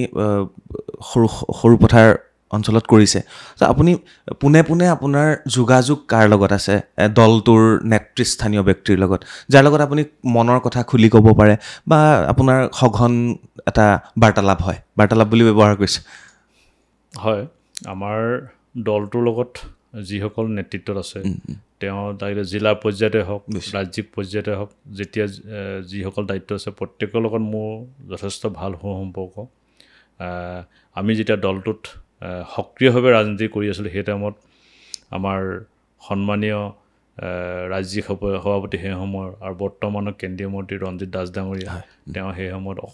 ৰাজ্যিক বিজেপিৰ সভাপতি আছিল আৰু তেওঁৰ লগত যথেষ্ট আমাৰ সুসম্পৰ্ক আছিল, আন্তৰিকতা আছিল। আৰু তেওঁৰ লগত আমি আজিও সেই সম্পৰ্ক আজিও আছে, আজিও একেধৰণে আছে। তাৰ পৰৱৰ্তী পৰ্যায়ত ভৱেশ কলিতা ডাঙৰীয়া ৰাজ্যিক সভাপতি আছিল, তেওঁৰ লগতো আমাৰ ভাল সম্পৰ্ক আছিল। বা সেই সময়ত সাংগঠনিক সাধাৰণ সম্পাদক ৰঞ্জিত দাস ডাঙৰীয়া, ভৱেশ কলিতা ডাঙৰীয়া থকাৰ সময়ত আমাৰ সাংগঠনিক সাধাৰণ সম্পাদক আছিল ফণীৰ শৰ্মা ডাঙৰীয়া, তেখেতৰ লগতো ভাল সম্পৰ্ক, আজিও তেওঁৰ লগত ফোনত আমি যোগাযোগ সম্পৰ্ক ৰাখোঁ। গতিকে আৰু বৰ্তমানৰ যিগৰাকী সভাপতি আমাৰ শ্ৰদ্ধাৰ দিলীপ শইকীয়া ডাঙৰীয়া, তেখেতৰ লগতো মোৰ ভাল সম্পৰ্ক। আৰু বৰ্তমানত যি 3গৰাকী জেনেৰেল ছেক্ৰেটেৰী আছে, আমাৰ দীপলু ৰঞ্জন শৰ্মাই হওক বা আমাৰ অনুপ বৰ্মনে হওক বা আমাৰ শ্ৰদ্ধাৰ বৰুৱা ডাঙৰীয়াই হওক, গতিকে সকলোৰে লগত এটা মোৰ ভাল সম্পৰ্ক আছে। আৰু সংগঠনত যিসকল আছে সকলোৰে লগত সম্পৰ্ক আছে, আগতেও আছিল, এতিয়াও আছে। কিন্তু মোৰ সম্পৰ্কবিলাক এনেকুৱা নহয় যে ৰাজনৈতিক বুলি নহয়, আচলতে ব্যক্তিগত পৰ্যায়তো আমি সেই সম্পৰ্কবিলাক ৰাখি আছোঁ। ৰাজনীতিৰ ঊৰ্ধতো আমি ব্যক্তিগতভাৱে তেওঁলোকৰ লগত সম্পৰ্ক, মানে দায়িত্বত থকা কেইজনৰ লগত যে সম্পৰ্ক, দায়িত্বত নথকা কেইজনৰ লগত নহয়, কাৰোবাৰ লগত যদি এবাৰ সম্পৰ্ক আছে, সেই সম্পৰ্কবিলাক আমি সদায় ৰক্ষা কৰি আহিছোঁ। বিশ্বজিৎ ফুকনৰ লগত সম্পৰ্ক, বিশ্বজিৎ ফুকনৰ লগতো সম্পৰ্ক ভালেই। কিন্তু বৰ্তমান যোৱা এই যিহেতু অলপ আগতে আপুনি ক'লে বা এই আমাৰ যোৱা যিটো পঞ্চায়ত নিৰ্বাচন, গতিকে পঞ্চায়ত নিৰ্বাচনত আচলতে এনে কিছু কথা দলৰ মজিয়াত চৰ্চা হ'ল। সেই কথা বতৰাবিলাকে আচলতে পঞ্চায়ত ইলেকশ্যনৰ পাছত আচলতে আমাৰ সম্পৰ্কবিলাক যদিও ঠিকেই আছে, তথাপিতো কোনোবাখিনিত হয়তো অকণমান হিন্দী হৈছে বুলি মই অনুভৱ কৰিছোঁ। যিটো কথা সমষ্টিবাসীয়ে জানে, সেইটো আৰু মই নোকোৱাকৈ থাকিলেও মিছা কথা কোৱা হ'ব। গতিকে যিটো আছে আৰু মই যিমানখিনিলৈকে পাৰিছোঁ আৰু কৈছোঁ। আৰু জীৱন চুতীয়া ডাঙৰীয়া, আৰু কেইটামান প্ৰশ্ন আছে আৰু আপোনাৰ বিষয়ে জানিবলগীয়াও আছে। আপোনাৰ দেউতাও হয়তো ৰাজনীতিৰ লগত জড়িত আছিলে, মই সেইটো প্ৰশ্ন সুধিম। তাৰ আগতে মই জানিব বিচাৰিছোঁ, আপুনি সৰুপথাৰ সমষ্টিত বৰ্তমান সময়লৈকে আপোনাৰ কৰিবলৈ মন যোৱা কিছুমান কাম, এইখিনি মোৰ কাম কৰিবলৈ মন আছে, এইখিনি উন্নয়ন কৰিবলৈ মন আছে, বা যদি মই ৰাজনৈতিকভাৱে সফল হওঁ, যদি মই বিধায়ক হওঁ, এইখিনি মই কাম কৰিম, আজি প্লিজ মোক কৈ থৈ যাওকচোন। হয়, হৈ গ'লে বেলেগ কথা হৈ যাব ন। সপোন মোৰ বহুত আছে। গতিকে সপোনবিলাক আচলতে একেদিনাই হয়তো সম্পূৰ্ণ হোৱা সপোন নহয়, পৰ্যায়ক্ৰমে। কোনোবা হয়তো এবছৰ হ'ব, কোনোবা 2 বছৰ, কোনোবা দীৰ্ঘম্যাদী পৰিকল্পনা, বিভিন্ন ধৰণৰ পৰিকল্পনা আছে সমষ্টিটোক লৈ। কিন্তু মই বৰ্তমান অৱস্থাত যিখিনি কাম কৰি আছোঁ, মানে দলৰ কোনো চৰকাৰৰ কোনো বিশেষ দায়িত্বত নথকাকৈ ব্যক্তিগত পৰ্যায়ত মই যিটো ধনশীল নিৰ্মাণ গোটৰ বেনাৰত যিটো আমি কাম কৰি আছোঁ ৰাইজৰ কাৰণে, ধনশীল নিৰ্মাণ গোটটো আচলতে ইয়াৰ আগতো মই প্ৰায় 10-12 বছৰ ৰাইজৰ কাম কৰি আছোঁ। এতিয়া ব্যক্তিগত পৰ্যায়ত কৰি আছিলোঁ। আৰু মই এটা অনুভৱ কৰিছোঁ যে ৰাইজৰ এই সমস্যাবিলাক সমাধান কৰাৰ ক্ষেত্ৰত আচলতে এনেধৰণৰ যিবিলাক সমস্যাৰ লগত মই জড়িত হৈ আছোঁ, এই সমস্যাবিলাকৰ লগত জড়িত হ'ব বিচৰা একে মানসিকতাৰ হয়তো সৰুপথাৰ সমষ্টিত বহু মানুহ আছে নিশ্চয়, কিন্তু তেওঁলোকে সুযোগ সুবিধা নোপোৱাৰ কাৰণে আচলতে এই কামবিলাকত জড়িত হ'ব পৰা নাই। গতিকে যিসকল ব্যক্তি সমাজৰ স্বাৰ্থত বা সমাজৰ সমস্যাবিলাকৰ লগত জড়িত হ'ব বিচৰা ব্যক্তিসকলক মই একত্ৰিত কৰাৰ এটা মন লৈ ধনশীল নিৰ্মাণ গোট গঠন কৰিলোঁ। আজি প্ৰায় 2 মাহ হৈছে। গতিকে কিমান মহিলা গোট হৈছে এতিয়ালৈকে? আমাৰ ধনশীল নিৰ্মাণ গোটটো আচলতে আমাৰ সৰুপথাৰ সমষ্টিত 21খন পঞ্চায়ত আছে। গতিকে 21খন পঞ্চায়ত, 21খন আমি আঞ্চলিক সমিতি গঠন কৰা আমাৰ পৰিকল্পনা, আৰু 210খন শাখা সমিতি গঠন কৰা আমাৰ পৰিকল্পনা। মানে আমাৰ কথা হ'ল যে আমাৰ কামবিলাক, আমাৰ যিবিলাক উদ্দেশ্য, লক্ষ্য উদ্দেশ্য বা আমাৰ যিবিলাক ৰাইজৰ কাৰণে কৰা কামবিলাক আচলতে প্ৰতিখন গাঁৱৰ প্ৰতিজন ব্যক্তিলৈকে আমি লৈ যোৱাৰ এটা মানসিকতা আছে। তাৰ কাৰণে আমি কৈছোঁ যে প্ৰথম কথা হ'ল যে আমি যে ৰাইজৰ ওচৰলৈ লৈ যাম, প্ৰতিখন গাঁৱৰ প্ৰতিজন ব্যক্তিৰ ওচৰলৈ যদি আমাৰ কথাবিলাক, আমাৰ চিন্তাবিলাক, আমাৰ কামবিলাক লৈ যাবলৈ হ'লে আমাৰ প্ৰতিখন গাঁৱৰ পৰা আমাৰ তেনে মানসিকতা ব্যক্তি লাগিব, যি সমাজখনক, নিজৰ অঞ্চলটোক ভাল পায় আৰু ৰাইজক সেৱা কৰাৰ মানসিকতা থকা ব্যক্তিসকলক আমি প্ৰথম পৰ্যায়ত একোখন কমিটিৰ জৰিয়তে তেওঁলোকক আমি সংগঠিত কৰিব বিচাৰিছোঁ। আৰু বৰ্তমানলৈকে আমি 6খন আঞ্চলিক সমিতি হ'ল, 6টা পঞ্চায়তত আমাৰ আঞ্চলিক সমিতি হৈ গ'ল, আৰু বৰ্তমানলৈকে প্ৰায় 40খনমান আমাৰ শাখা কমিটি হৈ গ'ল। গতিকে আৰু আমাৰ যিসকলক ইতিমধ্যে আঞ্চলিকৰ দায়িত্ব, মই যে ক'লোঁ যে যিসকলৰ এনেধৰণৰ মানসিকতা থকা ব্যক্তি আৰু সেইসকলৰ যিসকলক জড়িত কৰি মই সুফল পাইছোঁ, এইটো কাৰণে কৈছোঁ যে মই আঞ্চলিকখন গঠন কৰালৈকেহে মই তেওঁলোকৰ লগত বহিছোঁ। আঞ্চলিকখন গঠন কৰাৰ পাছত এই যে মই কৈছোঁ যে গাঁৱে গাঁৱে গৈ যে শাখা কমিটি গঠন কৰা, তেওঁলোকে মোক দৈনিক শাখা কমিটি গঠন কৰি আছে, ফটো দি আছে, তেওঁলোকে যে কাম কৰি আছে, তেওঁলোকৰ যে উৎসাহ, এই উৎসাহটো দেখি যথেষ্ট ময়ো উৎসাহিত। সৰু পথাৰত আচলতে কাম কোনে কৰি আছে, বিধায়কে কৰি আছে নে আপুনি কৰি আছে? মোৰ সন্দেহ হৈ গৈছে আপুনি যেনেধৰণে কামখিনি কৰি আছে, বুটে বুটে অঞ্চলে অঞ্চলে আপুনি সোমাবলৈ চেষ্টা কৰিছে। প্ৰায় 1,50,000 ভোটাৰ আছে ন? নাই, 1,50,000 নাই, প্ৰায় 1,90,000 অধিক ভোট আছে। 1,90,000 অধিক ভোট আছে, মানে 190 প্লাছ। কিন্তু ইয়াৰ আগতেতো আমাৰ যেতিয়া আমাৰ মৰঙি ব্লক যেতিয়া 21খন পঞ্চায়ত আঁতৰি যোৱাৰ আগততো আমাৰ 2,00,000 প্ৰায় 87,000 ভোটাৰ আছিল। আৰু এই যে মই যে ক'লোঁ যে এই যে আমি ৰাইজৰ সেৱা কৰা মানসিকতা, মানুহখিনিক যে একত্ৰিত কৰা আৰু সকলোকে লৈ আপুনি যিকোনো কাম অকলে কৰাতকৈ সমযোগে কৰি এটা আনন্দ আৰু এই মানসিকতা ৰাইজক সেৱা কৰা, ৰাইজক বিপদে আপদে থিয় হোৱা, এই মানসিকতাক এটা সংঘবদ্ধ কৰাৰ এটা মই কাম কৰিছোঁ, যাতে এনেধৰণে কাম কৰিবৰ কাৰণে আৰু অধিক মানুহ যাতে আগবাঢ়ি আহে, যে ভাল কামৰ প্ৰতি আগ্ৰহ হ'বৰ কাৰণে, জড়িত হ'বৰ কাৰণে এটা যিটো পৰিৱেশ লাগে, সেই পৰিৱেশো মই দিয়াৰ চেষ্টা কৰিছোঁ। আপুনি গ্ৰাম্য পৰ্যটনৰ ওপৰতো কিবা কাম কৰি আছে? হয়, যেনে মই আচলতে ধনশিৰি নিৰ্মাণ গোট গঠন হোৱাৰ পাছত আমি 5টা মুখ্য আমি কাৰ্যসূচী ইতিমধ্যে ল'লোঁ। প্ৰথম কাৰ্যসূচী লৈছিলোঁ যে আমাৰ বানপানীত ক্ষতিগ্ৰস্ত যিসকল কৃষক, ক্ষতিগ্ৰস্ত কৃষকসকলক সহায় কৰিবৰ কাৰণে কঠীয়া সিঁচা পৰ্ব। আৰু প্ৰথম কাৰ্যসূচী আছিল এই কঠীয়া সিঁচা পৰ্ব। আৰু ছেকেণ্ড কাৰ্যসূচীটো আছিলে আমাৰ বান সাহাৰ্য দিয়া কাৰ্যসূচী। ধনশিৰি বাঢ়নী পানী ক্ষতিগ্ৰস্ত লোকক বান সাহাৰ্য দিওঁতে এটা বিতৰ্ক হৈছিল, সেইটো আপোনালোকে ইতিমধ্যে আমি পাতিছোঁ। আৰু তৃতীয় কাৰ্যসূচী হৈছিল যে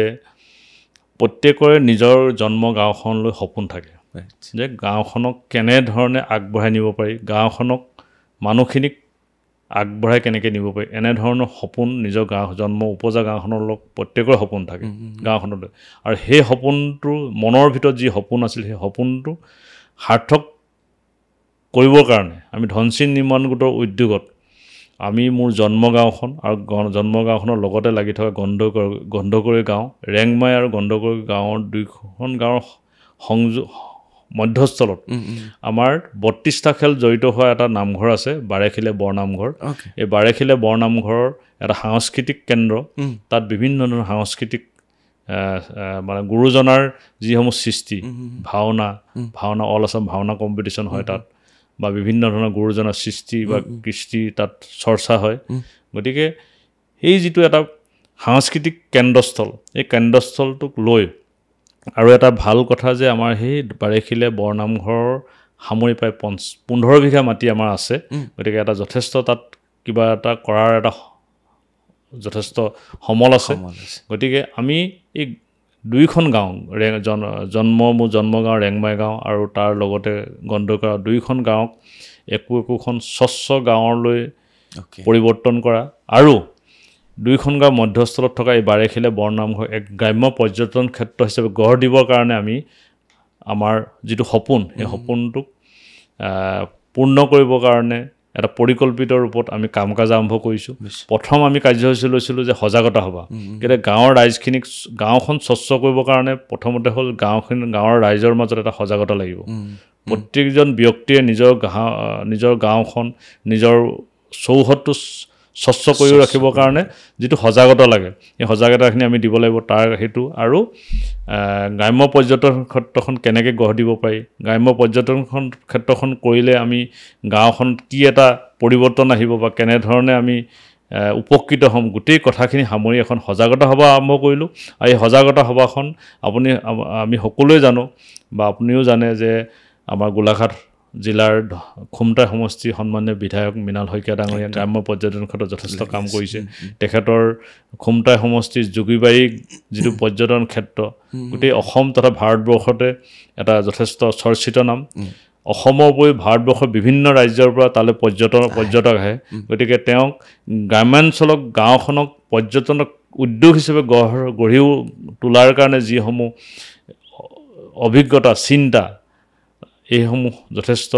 তেওঁৰ আছে। গতিকে তেওঁক আমি সেই অনুষ্ঠানটোত মুখ্য অতিথি কৰি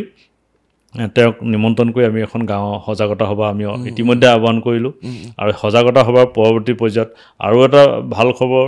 যে মৃণাল শইকীয়া ডাঙৰীয়া সেইদিনাখন সেই মিটিঙতে আমাৰ গোটেই ব্যৱস্থাখিনি বা আমাৰ গোটেই কাম কাজখিনিত মানে সন্তুষ্ট হয় তেওঁ কৈছে যে তোমালোকে আগবঢ়া ইয়াত মই মোৰ ফালৰ পৰা সহযোগিতা কৰিম তেওঁ মানে সেইদিনাখন সেই মিটিঙৰ জেগাতে আমাৰ বৰনামঘৰৰ ভাগ যথেষ্ট ডাঙৰ আয়তনৰ ক্ষেত্ৰত আঠখিলীয়া নামঘৰতকৈ আয়তনৰ ক্ষেত্ৰত ডাঙৰ হয়তো সৌন্দৰ্যৰ ক্ষেত্ৰত বা তাৰ কাৰিকৰী দিশত হয়তো ইমান উন্নত এৰিয়া হিচাপত আমাৰ বাৰেখিলীয়া নামঘৰ মানে আঠখিলীয়া নামঘৰতকৈ এৰিয়া হিচাপত ডাঙৰ গতিকে তাত গোটেই নামঘৰৰ টিঙৰ সম্পূৰ্ণ ৰং কৰাৰ দায়িত্ব তেওঁ মানে ৰাইজক সেইদিনাখন তাত দায়িত্ব লৈ থৈ আহিছে গতিকে এইটো আমাৰ সেই অঞ্চলটোৱে ৰাইজে যথেষ্ট উৎসাহ পায় সেই গাঁওখন কাৰ আণ্ডাৰত পৰে মৃণাল শইকীয়াদেৱৰ না নপৰে সেইখন সৰুপথাৰ সমষ্টি ক'ৰবাত বিসম্বাদ আপুনিয়ে কৰি আছে মানে আচলতে বিসম্বাদ নহয় আচলতে চব এই শব্দটো ব্যৱহাৰ কৰাৰ কাৰণে বেয়া নাপাব মানে ক'ব বিচাৰিছে গ্ৰাম্য পৰ্যটন ক্ষেত্ৰ আচলতে যিটো কামত যাৰ অভিজ্ঞতা থাকিব তেওঁক আমি আচলতে সমল ব্যক্তি হিচাপে আনিবই লাগিব কেলৈ যি সেই ক্ষেত্ৰত কাম কৰিছে তেওঁ হয়তো মৃণাল শইকীয়া হ'ব পাৰে তেওঁ হয়তো বিশ্বজিৎ ফুকনো হ'ব পাৰিলেহেঁতেন বা কোনোবা মন্ত্ৰী বিধায়কো হ'ব পাৰিলে আচলতে যিটো ক্ষেত্ৰত কাম কৰিছে যিহেতু আমাৰ গ্ৰাম্য পৰ্যটন ক্ষেত্ৰ গতিকে সেই ক্ষেত্ৰত যিজনে কাম কৰে অভিজ্ঞতাৰ কাৰণে অনা হ'ল খুব ধুনীয়া উত্তৰ এই উত্তৰটো পাম বুলিয়ে মই আশা কৰিছিলোঁ আৰু উত্তৰ দিয়াত আপুনি মানে ক'ব লাগিব মানে খুব ধুনীয়া আৰু সঠিক উত্তৰ দিবলৈ তেখেতে পাৰে আৰু যাৰ মুখত প্ৰত্যেকটো প্ৰশ্নৰ উত্তৰ আছে সকলোৰে কাৰণে কৰিছে যুৱকৰ কাৰণে কি কৰিছে আপুনি ভাল প্ৰশ্ন এটা কৰিলে যিটো মনত আমি ইতিমধ্যে এই ক্ষেত্ৰত আমি কাম কৰা আৰম্ভ কৰিছোঁ গতিকে আমি আগতেও আলোচনা কৰিছোঁ যে আমাৰ বৰ্তমান নিবনুৱা সমস্যাটো এটা খুব জ্বলন্ত সমস্যা গতিকে সৰুপথাৰ সমষ্টিও তাৰ ব্যতিক্ৰম নহয় গতিকে সৰুপথাৰ সমষ্টিৰ বহু যুৱক ইতিমধ্যে সংস্থাপনৰ অভাৱত বহু শিক্ষিত লোক বহিৰাজ্যত যাব লগা হৈছিল বহিৰাজ্যত তেওঁলোকে সামান্য মজুৰিত তেওঁলোকে কাম কৰি আছে নিজৰ অঞ্চলৰ সুযোগ সুবিধা নাই আৰু বহিৰা ৰাজ্যত কাম কৰাৰ ক্ষেত্ৰত পৰিয়ালসমূহে যথেষ্ট দুৰ্যোগৰ সন্মুখীন হ'ব লাগে এইটো কাৰণে মই কৈছোঁ যে আমি ল'ৰা ছোৱালী ডাঙৰ দীঘল কৰাৰ পাছত বৃদ্ধ বয়সত আচলতে ল'ৰা ছোৱালী পুত্ৰ বোৱাৰীৰ এটা প্ৰয়োজন থাকে যিহেতু ল'ৰা ছোৱালী ডাঙৰ দীঘল কৰি যেতিয়া আগবঢ়াই দিয়াৰ পিছত বৃদ্ধ বয়সত প্ৰতিজন মাক দেউতাকে পুত্ৰ বোৱাৰীক ওচৰত বিচাৰে কিন্তু বৰ্তমান যিটো অৱস্থা এই অৱস্থাত আচলতে বহু লোকে জীৱিকাৰ সন্ধানত নিজৰ পুত্ৰ নিজৰ পৰিয়াল মাক দেউতাকক এৰি বহু দূৰত থাকিব লগা হৈছিল এয়া আচলতে অৰ্থনৈতিক তাগিদাতে আচলতে যাব লগা তাৰ কাৰণে পৰিয়ালবিলাকে যথেষ্ট দুৰ্যোগ হৈছে গতিকে এই গোটেই সামগ্ৰিক কথাখিনি আমাৰ আচলতে সমাজখনক কোনোবাখিনিত যথেষ্ট পৰিমাণে ক্ষতি কৰিছে গতিকে সেই কথাবিলাকে আমাৰ মনত সদায় ক্ৰিয়া কৰি আছে গতিকে আমি ধনশীল নিৰ্মাণ গোটত যিহেতু আমাৰ এনেধৰণৰ চিন্তা ব্যক্তি হ'লেও আমি একত্ৰিত কৰিছোঁ প্ৰত্যেকৰ দিহা পৰামৰ্শ প্ৰত্যেকৰ চিন্তাক আমি একত্ৰিত কৰি কাম কৰিছোঁ আৰু আমি সেই শিক্ষিত যুৱকসকল যিসকল ধৰক হায়াৰ ছেকেণ্ডেৰী পাছ কৰিছে ডিগ্ৰী বা ITI বিভিন্ন ধৰণৰ শিক্ষাগত অৰ্হতা লৈ যিসকলে চাকৰি পোৱা নাই আৰু বৰ্তমান আমি আগতেও কৈছোঁ যে চাকৰি পাবৰ কাৰণে বৰ্তমান যিহেতু মেৰিটৰ কথা আছে গতিকে মেৰিট থকাসকলে পাব বাকীসকলেতো কিবা এটা কৰিব লাগিব প্ৰত্যেকেতো ধৰক 98 99 পোৱা সম্ভৱ নহয় গতিকে বাকীসকলে কি কৰিব বাকীসকলেতো কিবা এটা কৰিব লাগিব গতিকে এইসকল শিক্ষিত যুৱকক যিহেতু আমি সৰুপথাৰ সমষ্টি মই অন্য সমষ্টিৰ কথা কোৱা নাই বাৰে বাৰে মই সৰুপথাৰ সমষ্টিৰ কথা আনিছোঁ এইটো কাৰণে যে সৰুপথাৰ সমষ্টি অঞ্চলটো আচলতে 94% বা 95% মানুহে আচলতে কৃষিৰ লগত জড়িত আৰু এটা কথা সুবিধা যে আমাৰ সৰুপথাৰ সমষ্টি প্ৰতি ঘৰ পৰিয়ালত আচলতে কৃষি কৰ্ম কৰিবৰ কাৰণে কিছু হ'লেও মাটি আছে য'ত দ খেতি বা ধান খেতি কৰিব পাৰে আৰু য'ত খৰালি মাহত বাম খেতি কৰিব পাৰে গতিকে খেতি কৰাৰ কাৰণে আমাৰ মাটিৰ অভাৱ নাই মানে এটা কথা ক'ব পাৰিনে জেগাখিনিৰ নামহে সৰুপথাৰ কিন্তু বহুত ডাঙৰ ডাঙৰ পথাৰ আছে হয় আমাৰ সেই অঞ্চলত আচলতে পথাৰে আৰু নামবিলাকো তেনেকুৱা আমাৰ নামবিলাক চব পথাৰ আৰু জান কিন্তু তাত সৰু সৰু বহুত জান আছে আৰু জানৰ দুই পাৰে পথাৰ আছে গতিকে নামত সৰু পথাৰ কিন্তু বহুত ডাঙৰ পথাৰ প্ৰতিখন পথাৰে ডাঙৰ গতিকে কৃষিৰ কাৰণে যথেষ্ট উপযুক্ত মাটি আছে কিন্তু পৰিৱেশটোৰ অলপ অভাৱ মানে প্ৰত্যেকৰ এটা মানসিকতা আছে যে পঢ়ি শুনি চাকৰি কৰিম, চাকৰি কৰা তেনে মানসিকতাই পঢ়ি শুনি আগবাঢ়ি এদিন চাকৰি এটা কৰিম, সপোন চবৰে তেনেকুৱা। কিন্তু কোনো নাভাবে যে পঢ়ি শুনি আহি মই গাঁৱতে খেতি কৰিম, যে খেতি কৰা সপোন লৈ কোনো মানে তেনেকুৱা পৰিৱেশটো আচলতে নাই। বা মাক দেউতাকেও ভাবে যে মোৰ ল'ৰা ছোৱালীটো পঢ়ি শুনি কিবা এটা চাকৰি কৰক, কোনো নাভাবে যে মোৰ ল'ৰা ছোৱালী পঢ়ি শুনি আকৌ খেতিয়ে কৰক। গাঁৱত মাক দেউতাকে ধৰক খেতি কৰিয়ে জীৱনটো পাৰ কৰিল। এই মানসিকতাটো চেঞ্জ কৰিব পাৰিলেই মানুহ সুখী হৈ যাব। মানে মই এইটোৱে ভাবোঁ যে আচলতে মানসিকতাৰ প্ৰয়োজন আছে। আচলতে দাদা আপুনি বহুত মানুহক সহায় কৰে, মই খবৰ পাইছোঁ। মানে সৰু সুৰাটো সহায় চলিয়ে থাকে, 1000 টকা 2000 টকা বিচৰা মানুহৰতো অভাৱ নাই বাৰু আজিলৈকে, থাকে। আৰু আজিকালি মানুহৰ হাতত পইচা একেবাৰে নাই, কাৰণ মই শুনা মতে কণ্ট্ৰেক্টৰক বিলে পাছ নকৰে, আৰু কণ্ট্ৰেক্টৰৰ হাততেতো পইচা থাকে, কণ্ট্ৰেক্টৰে পইচা মুকলি কৰি দিলেহে সাধাৰণ মানুহৰ হাতলৈ পইচা আহিব। আপুনি এনে দুটা উদাহৰণ আছে আপোনাৰ হাতত, যি দুটা উদাহৰণে মানুহক মানৱীয়তা যে এতিয়াও জীয়াই আছে। ভূপেন্দ্ৰাৰ গানটো যে মানুহে মানুহৰ বাবে, এইটো প্ৰমাণ পায়। কিন্তু এই দুটা কাহিনী, এটা ল'ৰা আৰু এজনী ছোৱালীৰ কাহিনী যে কৈ থৈ যাওক, ভাল লাগিব। হয়, মানে আমি আমাৰ সমাজখনৰ প্ৰতিটো সুখ দুখৰ লগত আমি সদায় আছোঁ। আৰু কেতিয়াবা এনেকুৱা কথা কিছুমান আহে জীৱনত, আমি দেখোঁ যে অলপ কিছুৰ অৰ্থৰ অভাৱত আচলতে একো এটা সম্ভাৱনা শেষ হৈ যায়। সেই তেনেধৰণৰ এক মানে কথা মানে বা তেনেধৰণৰ অভিজ্ঞতা আমি বহুতখিনি সন্মুখীন হৈছোঁ। প্ৰথম হ'ল 2020 চনত কৰোণাৰ সময়খিনিতে আচলতে বহু মানুহ আচলতে ঘৰৰ ভিতৰত আবদ্ধ হৈ থাকিব লগা হৈছিল। মানুহ মুকলিকৈ অহা যোৱা কৰা নাছিল, বিভিন্ন ধৰণে খাদ্য সামগ্ৰীৰ অভাৱ আছিল। সেই টাইমত আমি প্ৰতিটো সৰুপথাৰ সমষ্টিৰ প্ৰতিটো জেগাত আমি খাদ্য সামগ্ৰী, মাস্ক, চেনিটাইজাৰ এইবিলাক বিলাইছিলোঁ। সেই সময়খিনিতে আমি এটা ফেচবুকৰ জৰিয়তে কিছু ল'ৰাই মানে মানে ফেচবুকৰ জৰিয়তে আহ্বান জনাইছিল যে এটা ল'ৰা মানে চিকিৎসাৰ বাবদ ঘৰতে মানে মৃত্যুৰ মানে হেৰিত মানে যন্ত্ৰণাত ককবকাই আছিল। তেনেকুৱা এটা আমি ফেচবুকত আমি তাৰ ফটো পালোঁ, পাই পেলাই তেওঁৰ ওচৰত আমি সেই টাইমত সহায়ৰ হাত আগবঢ়াই তেওঁক যোৰহাট মেডিকেলত চিকিৎসা কৰাৰ ব্যৱস্থা কৰিলোঁ, যোৱাৰ কাৰণে এম্বুলেঞ্চ ব্যৱস্থা কৰি দিলোঁ। গতিকে আমি সহায় কৰিলোঁ, গ'ল কথা গ'ল। কিন্তু যোৱা 21 চনৰ কাৰ্বি আংলঙৰ কাউন্সিল ইলেকশ্যনৰ টাইমত মই এখন ধাবাত, যেতিয়া আমি নিৰ্বাচনী কাম কাজ সামৰি ধাবাত ভাত খাবলৈ গ'লোঁ বন্ধুৰ সৈতে, তেতিয়া হোটেলৰ মালিকজনে মোক ক'লে যে সেইজন আমাৰ হোটেলৰ মালিকজন আমাৰ সৰুপথাৰে এজন যুৱক, তেওঁ কাৰ্বি আংলঙৰ নেশ্যনেল হাইৱে 39ৰ কিনাৰত এখন ধাবা খুলি আছিল। তাত তেওঁ কৰ্মচাৰী ৰূপে এজন ল'ৰা আছিল। মোক সুধিছিল যে দাদা আপুনি ইয়াক চিনি পাইছে? মই বোলো মই নাই পোৱা। তেতিয়া ক'লে যে দাদা আপুনি যে ইয়াক ট্ৰিটমেণ্ট কৰিবলৈ যে পেটটো ফুলি গৈছিল আৰু যে চিকিৎসাৰ অভাৱত ল'ৰাটো যে মৃত্যু এটা যন্ত্ৰণাত আছিল, তেতিয়া আপুনি যে পইচা দি তাক ট্ৰিটমেণ্ট কৰিবলৈ যাবৰ কাৰণে এম্বুলেঞ্চৰ ব্যৱস্থা কৰি তেতিয়া মই মানে এতিয়া মোক ক'ব নোৱাৰাকৈ এটা মানে আৱেগ বা ক'ব নোৱাৰাকৈ এটা মানে মোৰ এটা যিটো ছেটিছফেকশ্যন বা শান্তি মানে এটা আহিছিল যে মই কৰা কৰ্মৰ মানে সেই ল'ৰাটো যিটো এটা সেইদিনাখন আৰু তেতিয়া আপুনি স্বাস্থ্য কোনো কাৰণতে কম্পেয়াৰ কৰি মিলাব মানে সেইদিনাখন দেখিছোঁ ই প্ৰকৃততে কিমান ডেকা ল'ৰা। মানে সেই টাইমত দেখিছিলোঁ যে একদম বৃদ্ধ 60-70 বছৰীয়া এজন বৃদ্ধৰ নিচিনা এটা চেহেৰাটো আছিল। আৰু সেইদিনাখন দেখিছোঁ প্ৰায় সি 30-35 বছৰীয়া এটা ডেকা যুৱকৰ এটা মই তাৰমানে প্ৰাপ্তি তেনেকুৱা সেই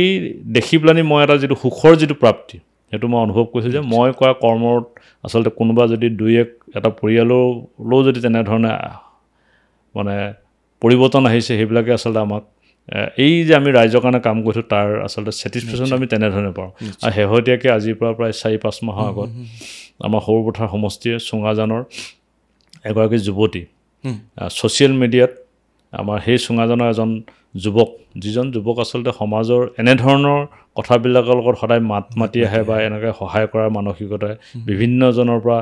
সহযোগিতা বিচাৰি এনেধৰণৰ কামবিলাকত সদায় সহযোগ কৰি থকা সেই তেনেধৰণৰ এজন যুৱক সুভাষ শইকীয়া। তেওঁ এসময়ত ছাত্ৰ সন্থাৰ লগত জড়িত আছিল, এতিয়া সামাজিক বিভিন্ন ধৰণৰ এনেধৰণৰ ৰাইজৰ সুখ দুখৰ লগত জড়িত হৈ থকা ব্যক্তি। তেওঁ ফেচবুকৰ জৰিয়তে মোক পাৰ্চনেলি আহ্বান জনালোঁ যে জীৱন চুতীয়া ডাঙৰীয়ালৈ মই আহ্বান জনাইছোঁ, তেওঁ যদি ইয়াত কিবা এটা কৰে তেতিয়া নিশ্চয় ভাল হ'ব। গতিকে সেই আহ্বানটো দেখি আৰু তেওঁৰ যিটো বৰ্ণনা দিলে যে যোৱা 8 বছৰৰ অধিক কাল তেওঁ পংগু জীৱন এটা কটাই আছে, বিচনাতে আছে। গতিকে প্ৰথম অৱস্থাত আমি ভাবিছিলোঁ যে আমি এনেধৰণে আহ্বান জনাইছে, গতিকে মই তেওঁ আহ্বান জনা 2-3 দিনৰ পাছত আমি গৈ সেই ছোৱালীজনীৰ ঘৰত উপস্থিত হ'লোঁ। তাত দেখিলোঁ যে বিচনাত পৰি আছে এগৰাকী 17-18 বছৰীয়া যুৱতী, যি 8 বছৰ ধৰি বিচনাতে পৰি আছে। তেওঁ যদি বাহিৰলৈ যাব লগা হ'লে মাক দেউতাকে পিঠিত দাংকোলা কৰি লৈ যাব লগা হয়। গতিকে তেওঁলোকৰ মই সেই টাইমত কিন্তু এবাৰলৈও অনুভৱ কৰা নাছিলোঁ যে এই ছোৱালীজনী এদিন ভাল হ'ব, খোজকাঢ়িব। কিন্তু ছোৱালীজনীৰ মুখত এটা সপোন দেখিছোঁ যে তাই থিয় হ'ব, খোজকঢ়াৰ এটা সপোন আছিল, যে থিয় হৈ খোজকাঢ়িব, আকৌ স্কুল যাব, পঢ়াশালীলৈ যাব। সেই মুখত যিটো তাই এটা সপোন দেখিছিলোঁ, সেই সপোনটো দেখি মোৰ অন্তৰে ক'লে যে এই ছোৱালীজনীৰ সহায়ৰ প্ৰয়োজন আছে। আৰু মই তাৰে 2জন যুৱকৰ লগত লৈ, এজন ৰাজীৱ বৰা বুলি, তেওঁ আৰু তেওঁৰ মাক দেউতাকক লৈ আমি গুৱাহাটী মেডিকেললৈ আনি গুৱাহাটী মেডিকেলত সম্পূৰ্ণ চিকিৎসা কৰাৰ ব্যৱস্থা কৰিলোঁ। বিভিন্ন টেষ্টৰ পৰা আৰম্ভ কৰি গুৱাহাটী মেডিকেলৰ যিসকল বিষয়ববীয়া ডক্টৰ বা আছিল, যি বিভিন্ন দায়িত্বত আছিল, সকলোৱে পূৰ্ণ সহযোগিতা কৰিলে। ট্ৰিটমেণ্ট কৰা হ'ল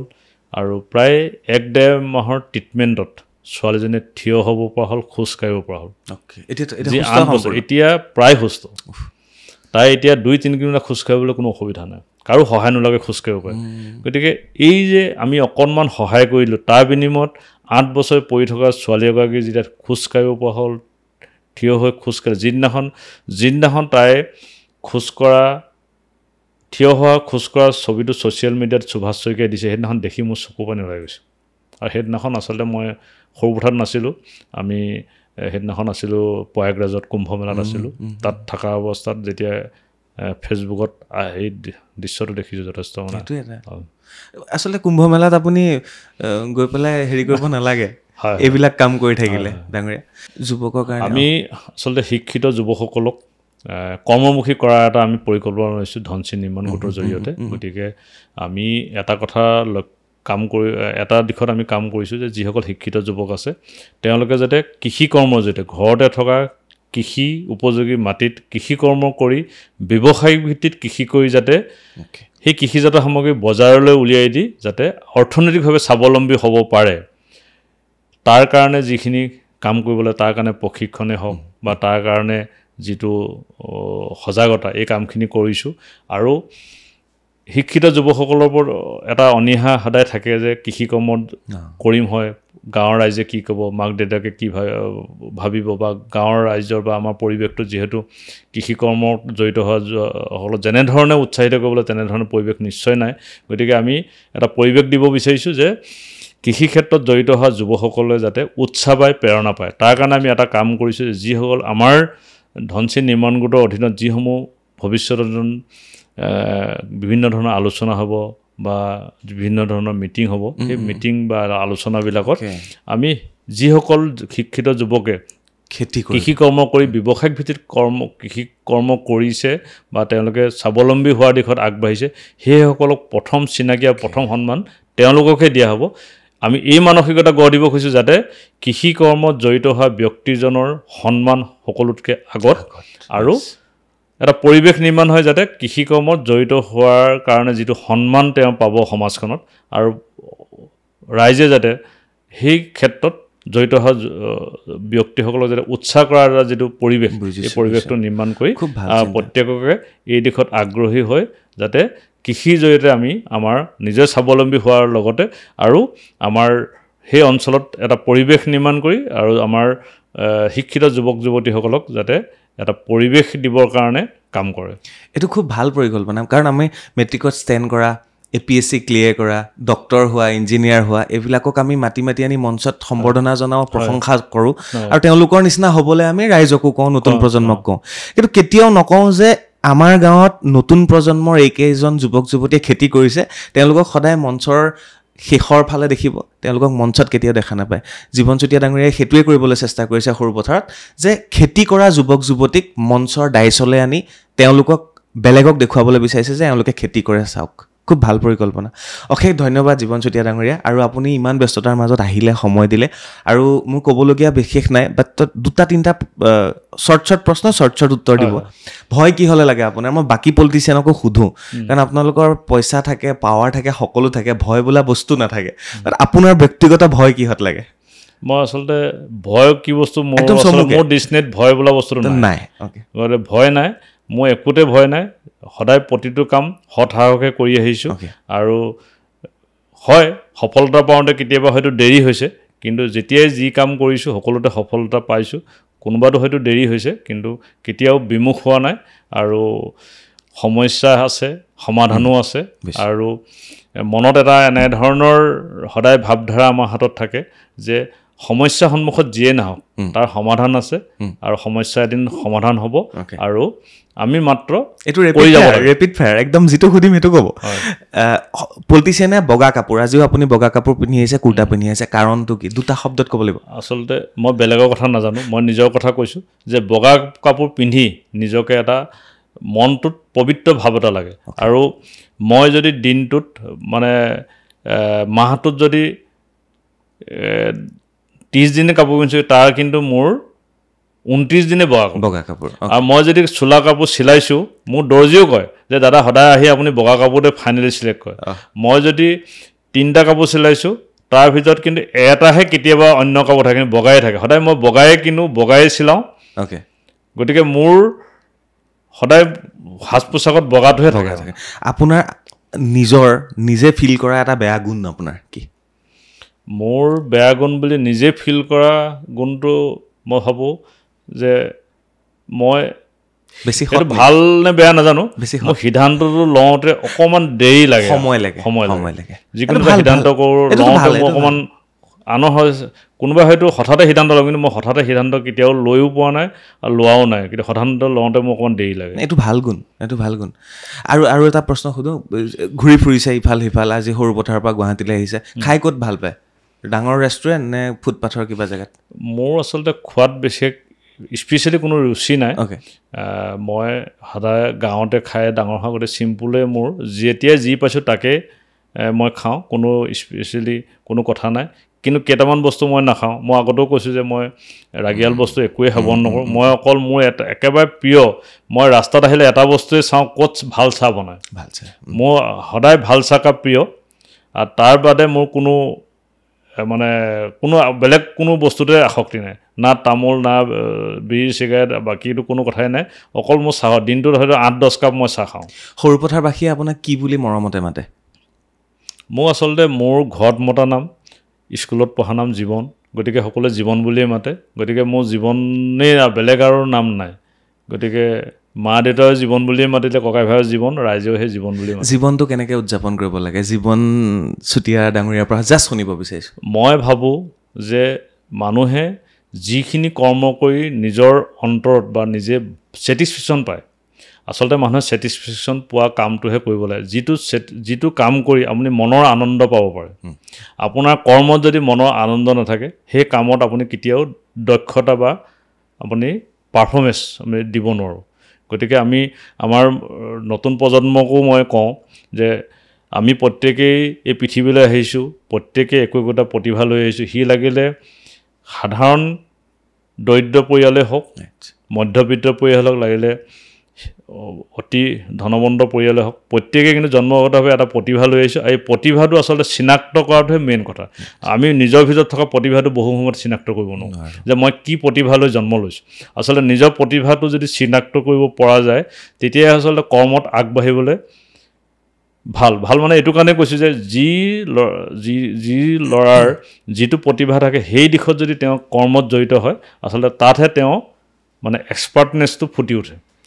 ধন্যবাদ ডাঙৰীয়া বহুত সময় ল'লোঁ আপোনাৰ আৰু যথেষ্টখিনি আমি কথাও পাতিলোঁ আৰু শেষত এটা কথাই ক'ব বিচাৰিছোঁ যে প্ৰত্যেকখন জিলাত বা প্ৰত্যেকটো অঞ্চলত কেৱল মাত্ৰ ৰাজনীতিবিদগৰাকী বা বিধায়কগৰাকী বা মন্ত্ৰীগৰাকীৰ বাহিৰেও এনে বহু মানুহ থাকে যিসকল মানুহ সদায় অৱজ্ঞা হৈ থাকে বা তেওঁলোকক আমি গুৰুত্ব নিদিওঁ বা তেওঁলোকে এনে কিছু কাম কৰি যায় যিবোৰ কাম সেই বিধায়কজনেও কৰিব নোৱাৰে সেই মন্ত্ৰীগৰাকীয়েও কৰিব নোৱাৰে এনে বহু মানুহ আছে অসমখনত তাৰ ভিতৰত জীৱন চুতীয়া ডাঙৰীয়াও এগৰাকী ব্যক্তি যি নিৰবিচ্ছিন্নভাৱে নিস্বাৰ্থভাৱে কিছু কাম কৰি গৈ আছে মহিলাৰ বাবে,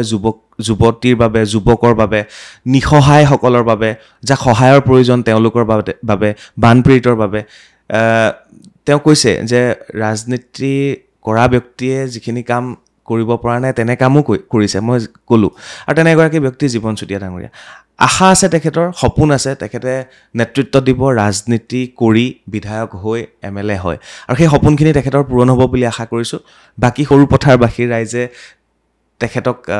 কেনেধৰণে মৰম কৰে সেয়া সময়ৰ প্ৰতি লক্ষ্য থাকিব। ২৬ৰ ইলেকশ্যন আহি আছে, তেতিয়াও তেওঁলোকে সিদ্ধান্ত ল'ব। গতিকে আজিৰ এই বাৰ্তালাপত কিছু এনে কথা পাতিবলৈ চেষ্টা কৰিলোঁ যিবিলাক কথাই এটা সিদ্ধান্ত দিব সৰুপথাৰবাসীৰ ৰাইজক। গতিকে আজিৰ এই বাৰ্তালাপৰ পৰা মই বিদায় লৈছোঁ। চাই থাকিব বাৰ্তালাপ, পৰৱৰ্তী সময়ত আন এগৰাকী ব্যক্তিৰ সৈতে আমি কথা পাতিম। আজিলৈ বিদায় লৈছোঁ, ধন্যবাদ।